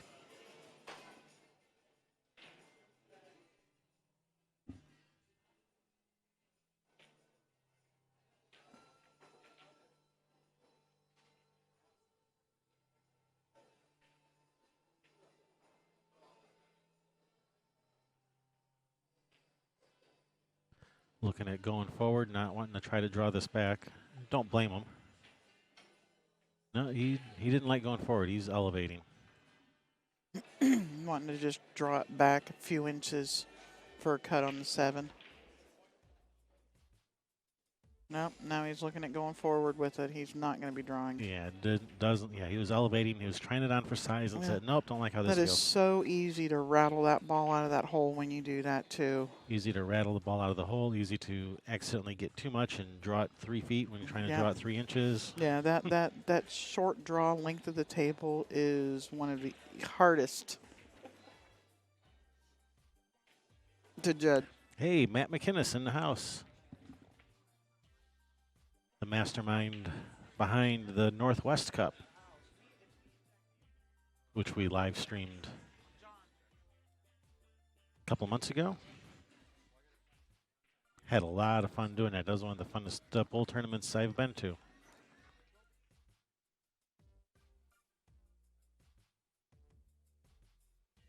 That and the trick shot tournament. The trick shot tournament was a lot of fun too. But none of them were as much fun as right here at the Western BCA.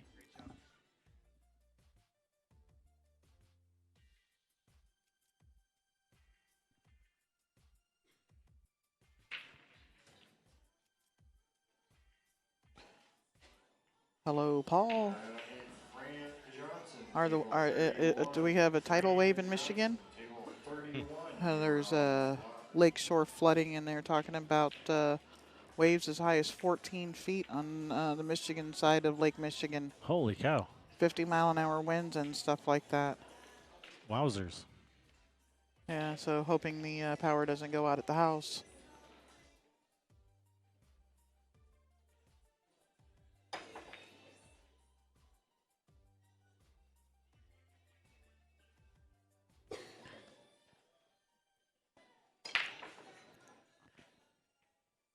Now that 9 does go to this near corner here on screen if you Yes, wanted it to does. if you wanted to play it, that way. Yeah. But he has options. Yeah, with the, I think coming out for the 9 on the side. Hey, Sean Lewis.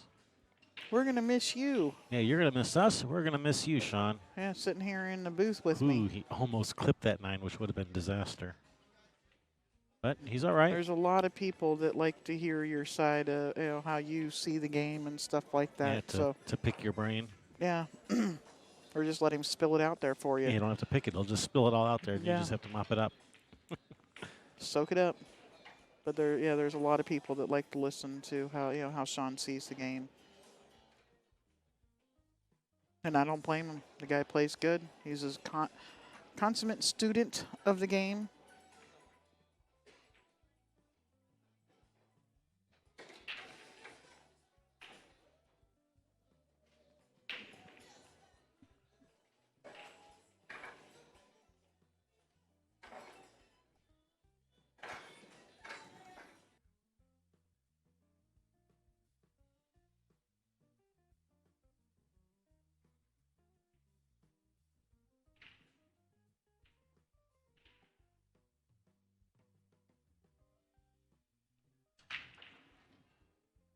And I bet you Nick does not play this slow normally. I'm sure part of it is nerves, being on the TV table, playing a guy that's of Stan's caliber. Yeah. You just want to make sure you take your time and don't make any mistakes. So I'm sure he doesn't play like this all the time.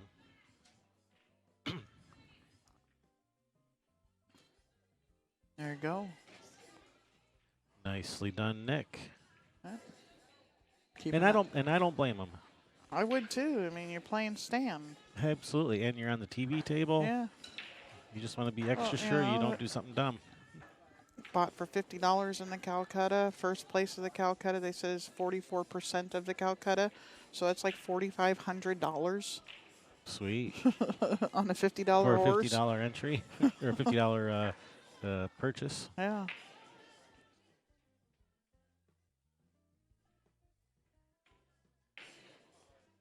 And the 23 or 2400, whatever the first place is, right? 2340 or something like that. Brian says I'm wrong. You're wrong. I think he's saying Nick plays slow all the time. I think is what Brian is Oh, saying. Maybe.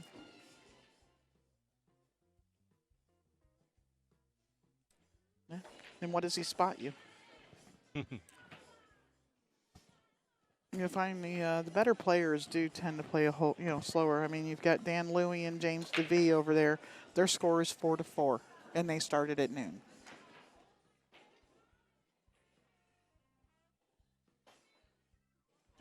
All right, nice break. Unfortunately, no shot at the 2. Now, these players, they've been making the 1 ball on the break a lot, and they've been not wanting it to go. Yeah, I'm like, no. Daniel and them, their matches tied at 6 apiece. We got 7-5 over on the other team. So all of these, elite matches are, it looks like they're trying to go the distance, but they're all at about the same progress.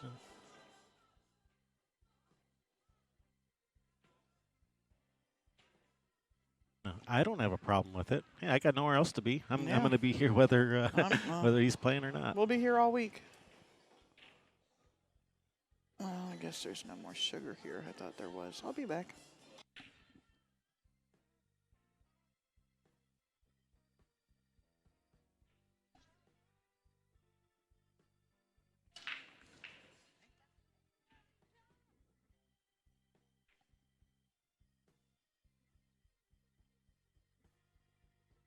Yeah, and the next table over, Mikey D and Leo Violet, they're 7-5, so only 1 game ahead of this one.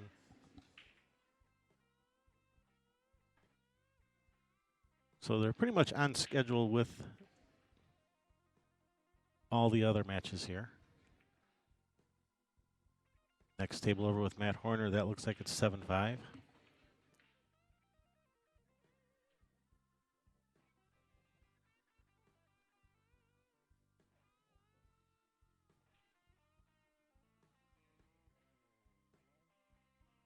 Oh, that's a nice safety.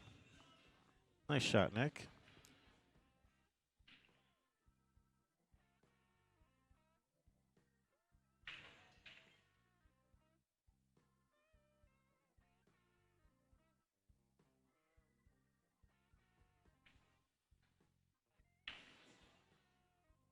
So what do you do here? Try to kick like 3 rails behind the 2, try to kick the 2 out of there.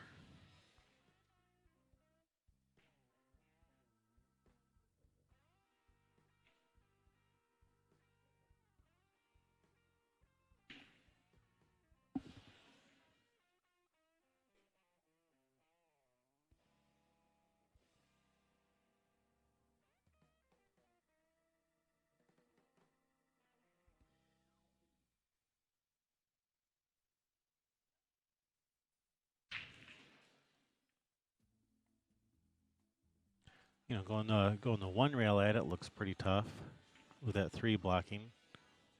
Go 2 rails at it, you scratch in the corner off the 2.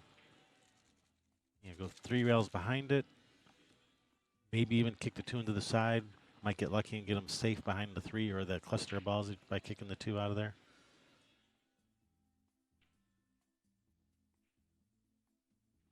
Yeah, I think the best option is to try to kick 3 rails behind the 2. Just try to kick the 2 out of there.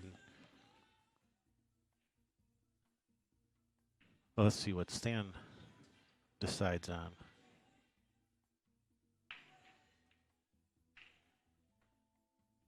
That's what he's doing. 3 rails behind it, and he's going to get a good outcome. That's a nice outcome. Nice shot, Stan.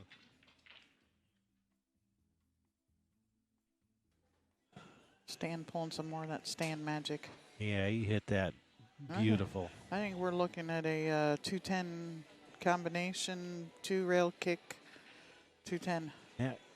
Call the 10 in the side and kick 2 rails behind it. Yeah, if you hit it, if you catch the 2 a little bit thin, it may go in off the 7. It might, yep, absolutely. Got 2 ways to make it. Straight in or off the 7. It's practically a hanger.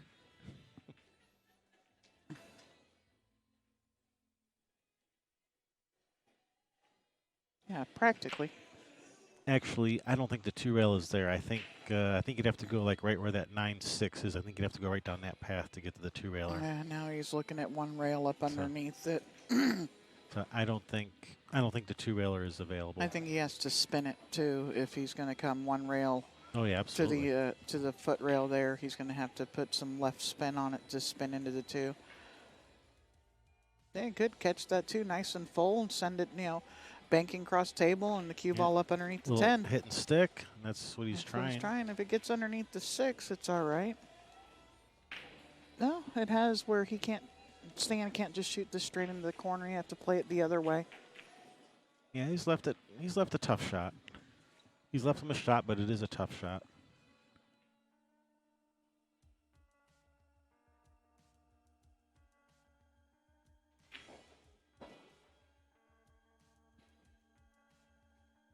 Michael Deichmann on the hill, up 8-5 against Leo Violette on the bonus coverage. Go, Mikey D.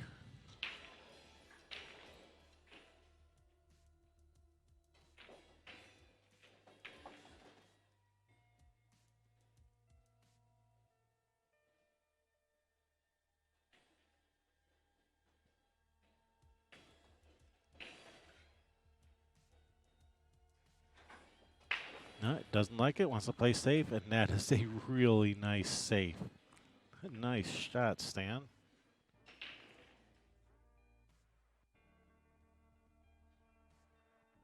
Going to be forcing Nick to go multiple rails at this.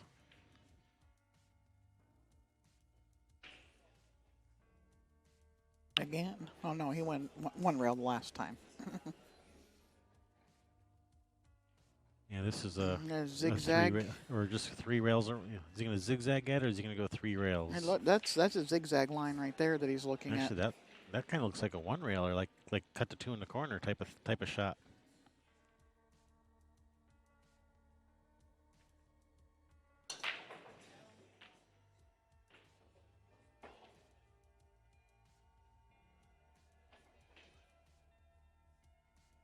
Yeah, I was thinking 3 rail, or side rail, and then down to this bottom rail, and then that left side.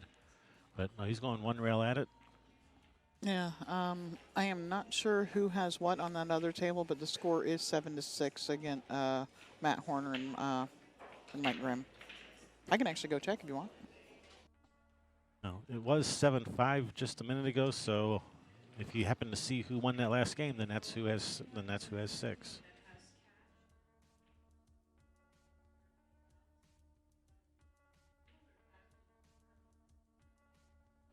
All right, so ball in hand for Stan.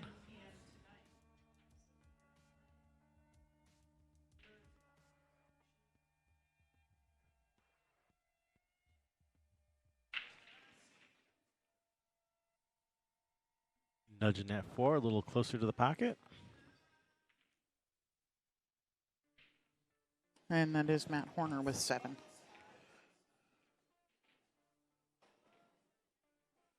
James and Danny are still at 4-4.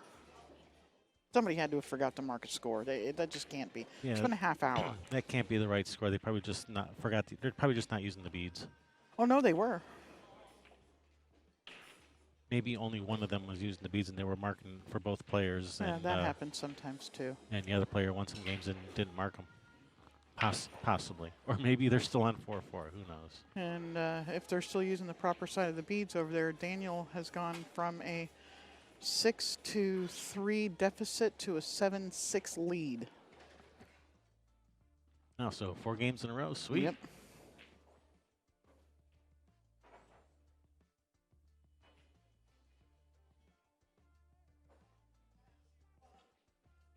All right, just a simple little save. All right, Mikey D wins. Mikey D defeating Leo Violet 9-5. Nick's gonna. Well, he's looking at jumping this. I was thinking, kick the 4 back down table and use that 9-8 as blockers.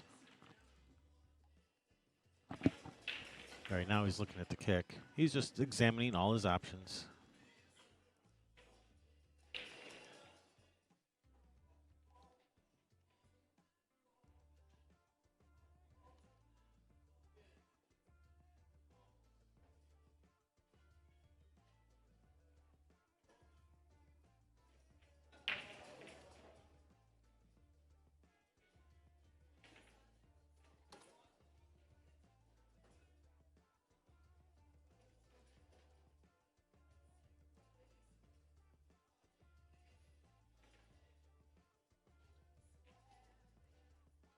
Right, he's going with the kick and try to kick it up table. Use the 8-9 as blockers, He and hasn't hit it hard enough. he hit it great, just not hard enough. Yeah. Yeah, really nice line and just not hard enough. He's let Stan see this to be able to. I think he may have to go forward. I don't think he can. Can he draw this back It and get sure around looks- the 8-9? Sure looks to me, if he draws it, he's going right into the 8-9. That's how it looks to me. No, he's going to do a super draw then. Split them apart. Split the wicket. Or Oh. All right, this works. That's a nice shot.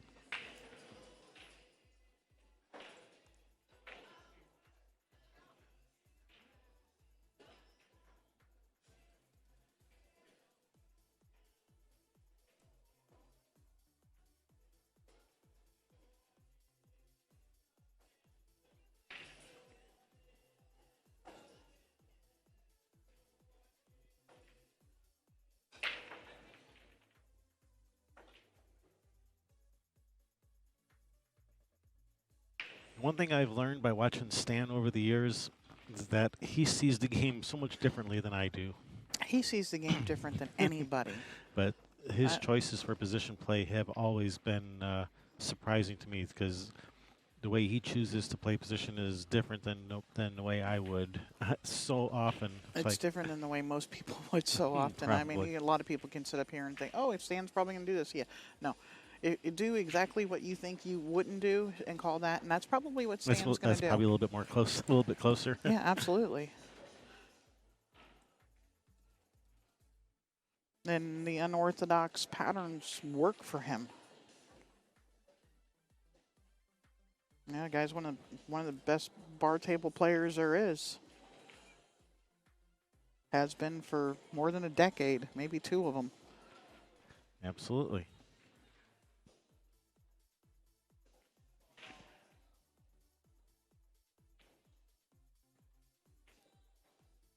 So like here, I'd just go one rail straight up and down the middle of the table to the Stan's 10. probably going to spin it the He's- two rails. he's He is. probably- He's juicing it up with inside.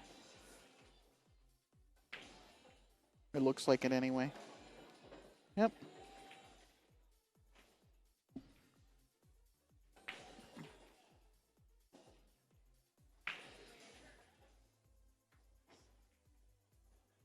All right, Stan tying it up again, constantly chasing Nick. At this rate, you're running out of runway, Stan. Somebody updated the score of their final lead. It's 5-7 with Stan and James now. Danny and Danny, and yeah, James. yeah, whoever he is, that guy over there. So you can't keep chasing Nick. You're running out of runway. You need to pull into the lead here.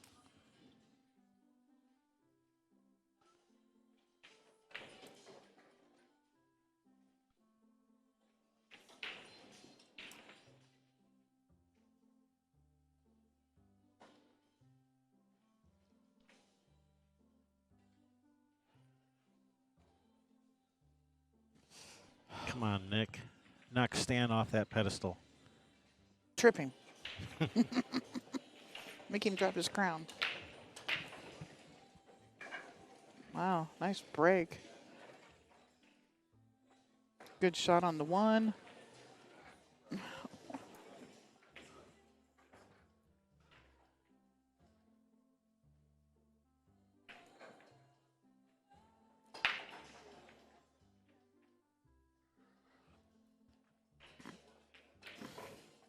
How many times has Stan won this event? I don't know. I don't have that in front of me, but a few times. Yeah, well, they haven't been doing this, the elite, for very long. They And- did have that Chinook Winds Open for a little while. And he And then there was the Grandmaster Division and the Master Division. He was actually suspended for a year. This is his first tournament in a couple of events, so he did not play this event last year.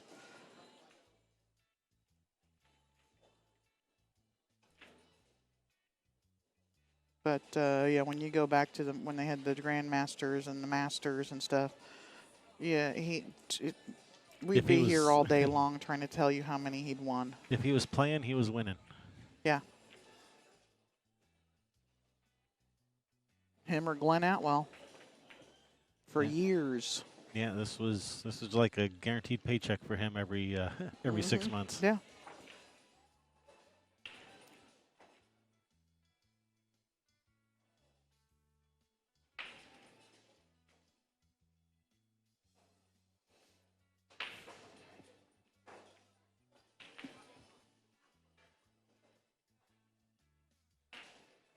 So we got to see someone knock him off that throne. Come on, Nick, you can do it.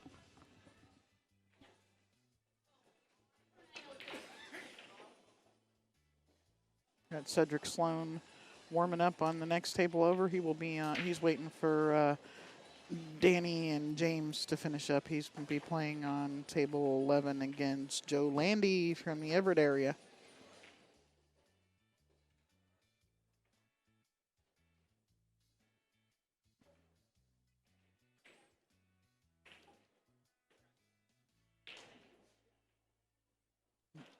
Yeah, you need to get rid of that word allegedly. He flat out admitted it.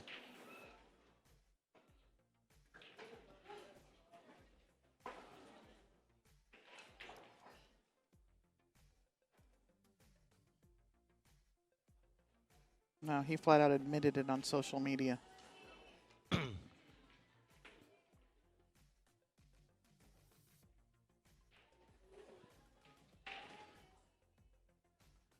All right, so this 8-ball on the rail. Oh my goodness. Holy cow. I was going to say, this 8-ball on the rail is the trouble spot, and Nick was actually, spending some time thinking about what to do with this 8.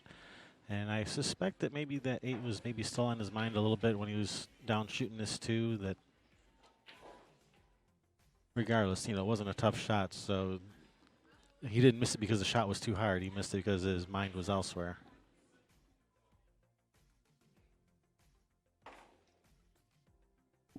Don't know if John Chaplin is playing yet, but if you want to find the brackets, links to everything, all the info you need on this event, you can find it at westernbca.org.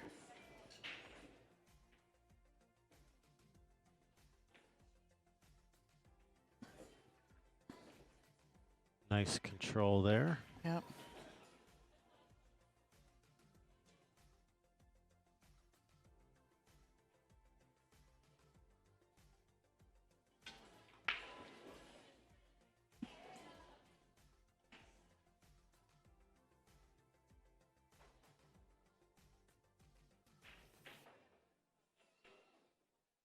Oh. That's what Nick says. Ooh. Yeah, we got action. Just jumped up out of his chair. I ain't It's seen the him move that fast all day. So I was going to say, it's the fastest I've seen him move, was him jumping up.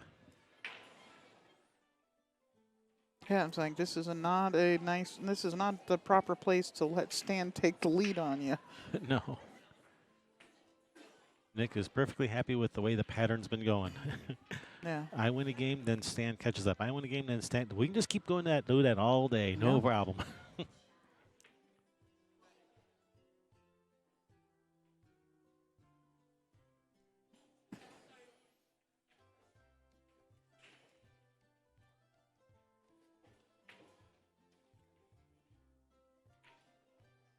All right, that's good position. Just roll this in.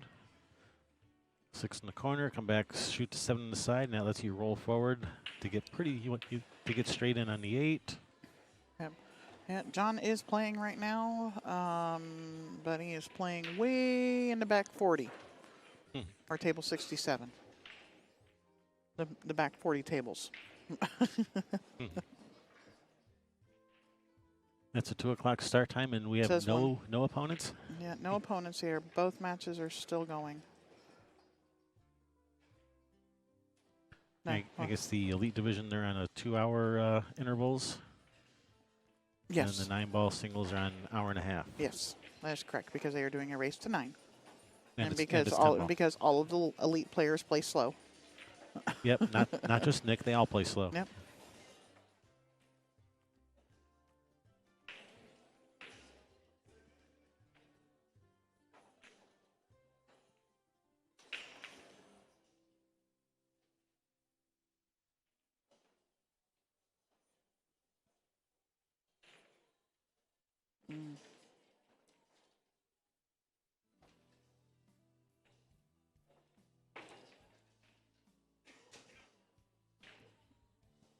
We're talking about John Chaplin making cue maker. That's what he was talking about.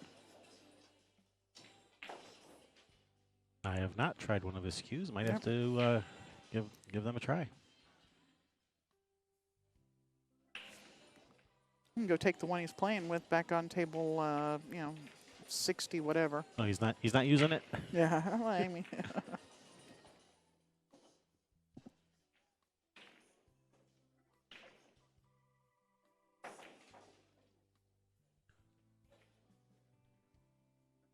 This is not really the ideal Yeah. angle. This is not the angle he was looking for. No, he's going to have to go to the end rail and miss the 9 Yeah, this cue to ball. come back up with angle for the 8 so that he can get back to the 9. Yeah, this cue ball is going to be a lot closer to this 9 ball than he was wanting if he just tries to roll this in.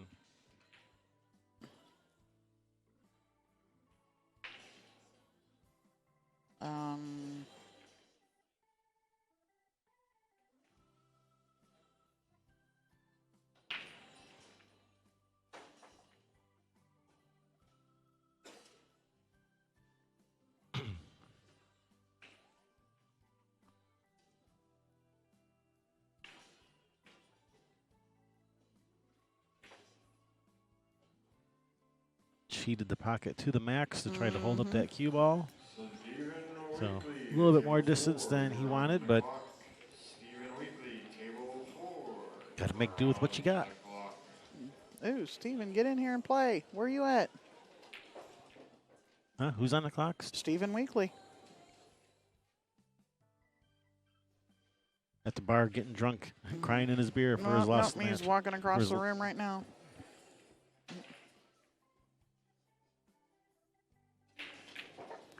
Why is my phone? Oh, wow. Been on a call with Shirley Morgan for a half hour, apparently. Both of us forgot to hang up the phone. She probably stuck the phone in her pocket and you just set it down on the table and. All right. Thin cut on this 9 or a bank. That's a pretty thin cut.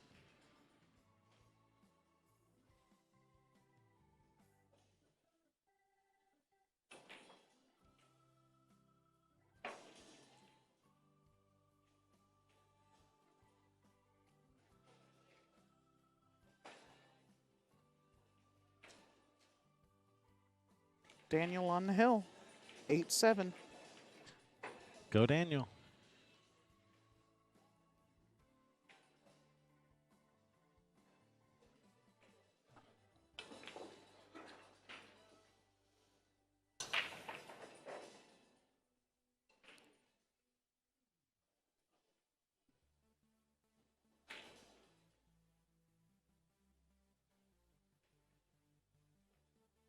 Oh. You're going to get safe? Nope, no Nope, safe. lost my head a little bit full. That was a tough shot. All right, good opportunity for tough Stan to finally take the lead. This will be the first time this match he's had the lead. Which, who would have thought that being 90 points ahead of his opponent? That He's lulled him into that false sense of security. that's got to be it.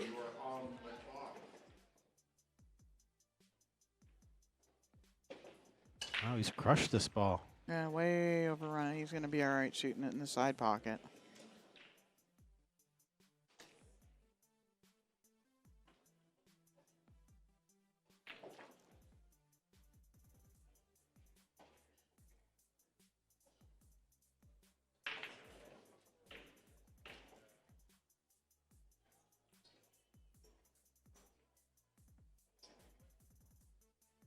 I didn't see where he called it.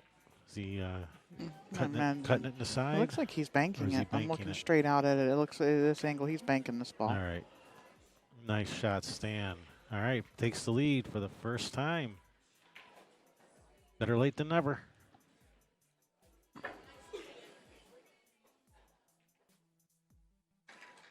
We are coming at you live from the Chinook Winds Casino Resort here in beautiful Lincoln City, Oregon. We're right on the Oregon coast, some of the most beautiful coastline in the world. And we're casinos right here. Look out the window, see the beach. Well, normally you can, well, the weather's kind of crappy today. Yeah. And where you can find the windows. There's not very many windows in a casino, in case you didn't know that. They don't want you to know what time it is outside.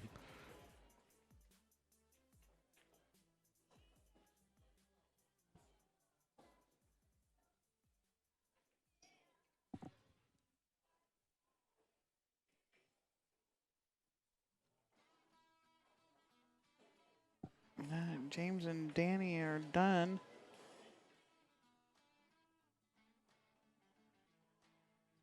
Being that Danny is still hitting balls and James has the score sheet in his hand, I am going to go out on that limb. I'm going to go stand over here right next to the edge of that trunk and jump up and down on this limb. Yeah. Guy with the score sheet in his hands, usually a pretty good indication of who wins, of who won, right? Dry break, and balls are spread wide open. All right, Nick. Let's make this thrill. Yeah, that 6 does go to the corner, so yeah, we're wide open. All right. So I should put James's name over here.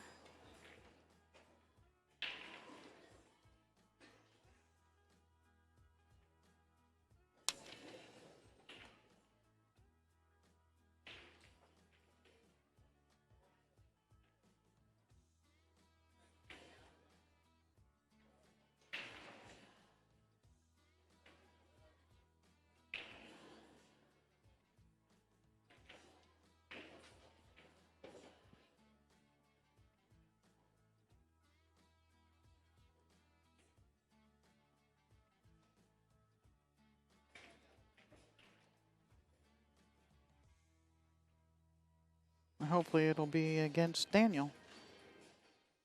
That would be a fun one.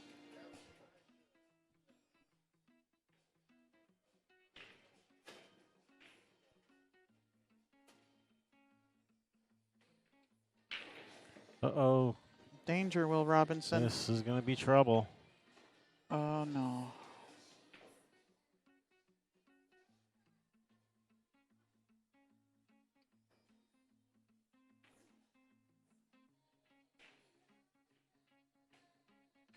All right, 3 balls for the win, Daniel. Come on. Get it, young man.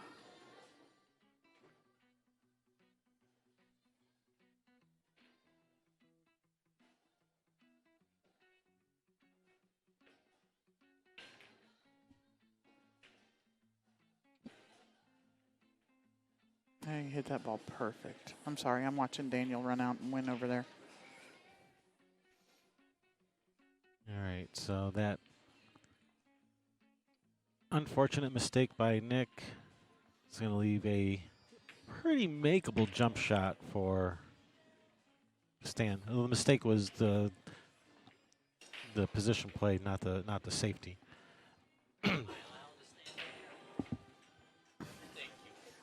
Yeah, Kevin Reeves, there are 7 divisions. The 6 of the regular divisions are playing 9 ball. The elite division plays 10 ball. So that's why it says 9 ball on your screen. And it does say 10 ball on the screen also. Yeah, it says elite division 10 ball singles. Wow, Oh, wow. I was really expecting him to drill this jump shot because he's quite skilled with the jump cue.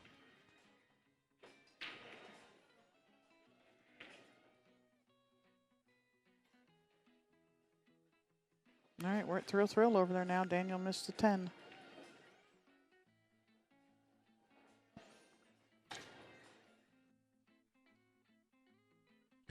All right, this is exactly what Nick needs. Ball in hand with a nice open layout.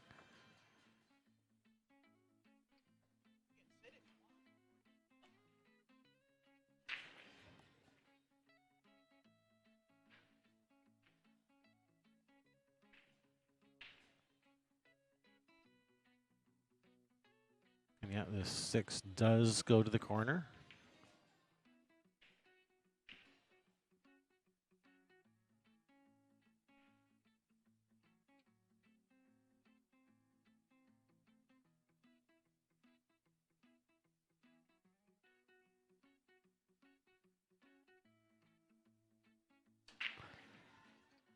7 to the 8. As long as he gets good on this 7, like yeah, like if you put the cue ball back like right where it is right now, or anything even close to resembling that. 7 to the 8 shouldn't be a problem. 8 to the 9, as long as you're not having like a real thin cut on the 8, shouldn't be a problem. It's all about just staying in line now, really. And when the pressure's on, weird things can happen. Like here, he's come up a little short. This is going to be a little bit tricky to get back up for this 8. If you try to shoot this with bottom right, you can run right into that 9 ball. You can go left spin, go forward 4 rails. You got to put a healthy dose of left spin on this. Oh, nice. Avoided the 9, avoided the side pocket, but as I was saying earlier, you know, as long as he doesn't get like a thin cut on the 8, he should be okay, but he's got that thin cut, so. That is the fastest I've seen him shoot all match.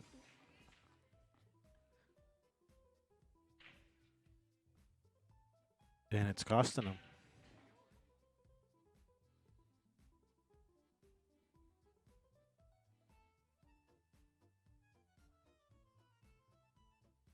Stan just having a look, making sure. Can he just tap it in, or does he have to cut it? You know, how close to the rail is it? Looks like he can just tap it in. Doesn't look like it's like a thin cut or anything. Looks like he can just roll this in.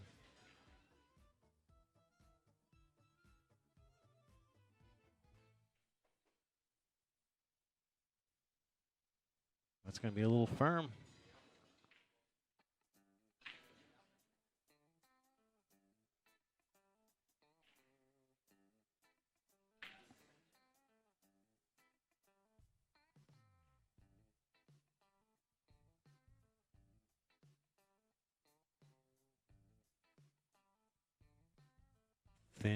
Thin back cut to the side. That's a nice shot. Now looks like good cue ball. Nice speed. Good recovery. Good recovery, Stan.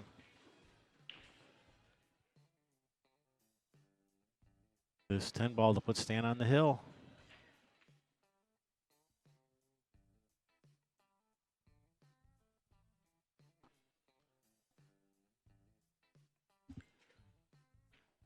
Missed opportunity there by Nick, and he's not happy about it.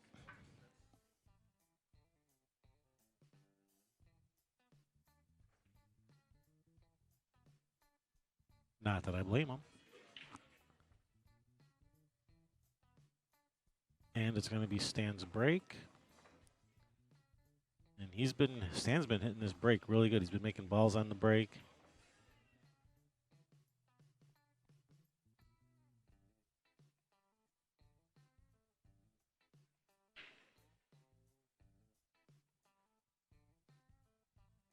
All right, Stan with the break.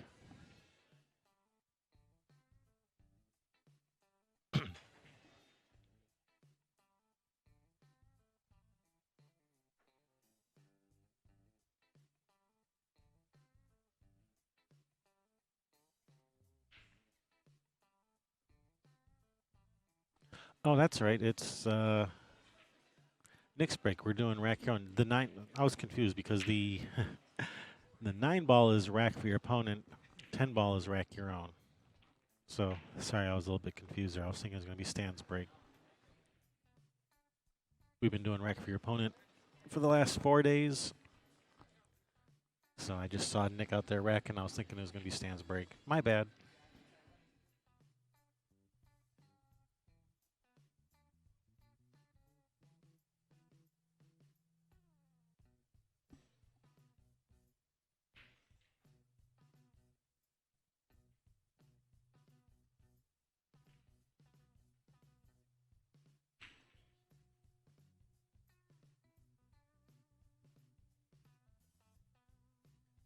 Nick is very visibly frustrated right now.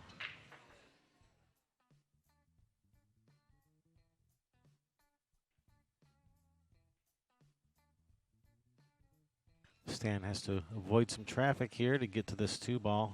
It didn't avoid traffic and did not get on the 2.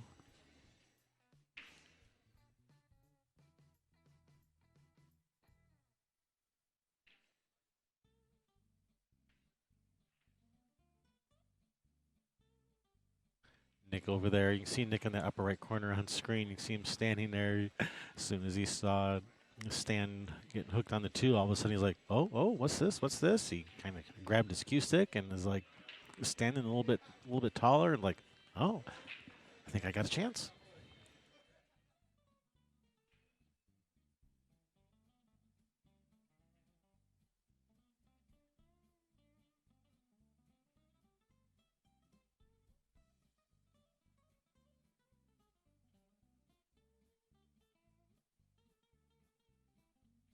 Unfortunately, I didn't see what Stan called. I assume he was calling that 2 to that bottom right corner. I assume that's what he called, although I didn't see him call it.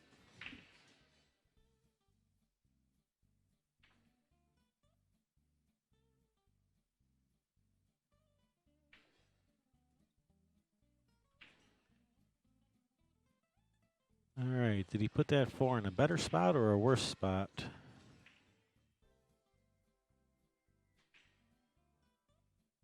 Ooh, I don't know.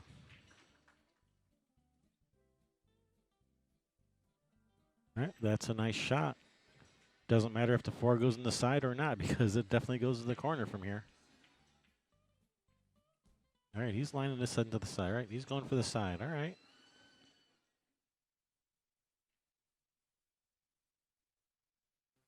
Not a problem. It was obviously easier in person than it looked on camera. On camera, it looked like there was like almost no chance, but Nick has really picked up his pace. He's got some pep in his step for sure now. Actually, these last couple games, he's picked up his pace quite a bit.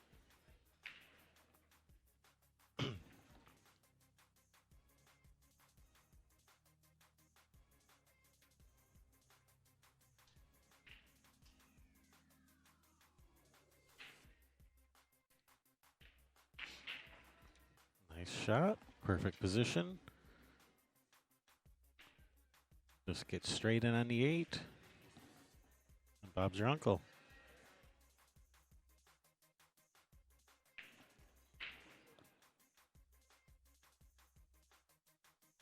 Oh my goodness. I can't believe he missed that 6.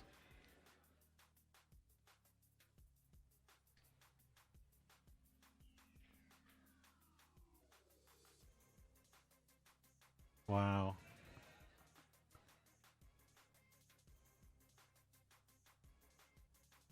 Nick has made a couple mistakes these last game or two that are just unexpected that he was not making these mistakes earlier in the match.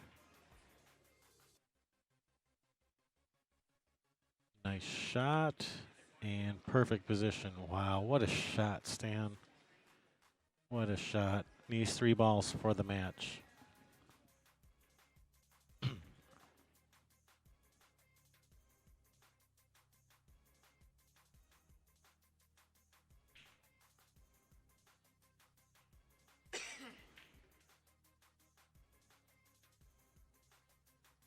And Nick played so great this match. He played a great match, Nick. There's no shame.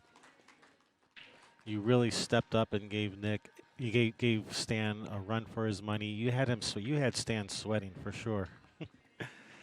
All right, we will have another match coming up pretty soon. So Kevin and Sherry Ross, Railbirds. See you guys soon.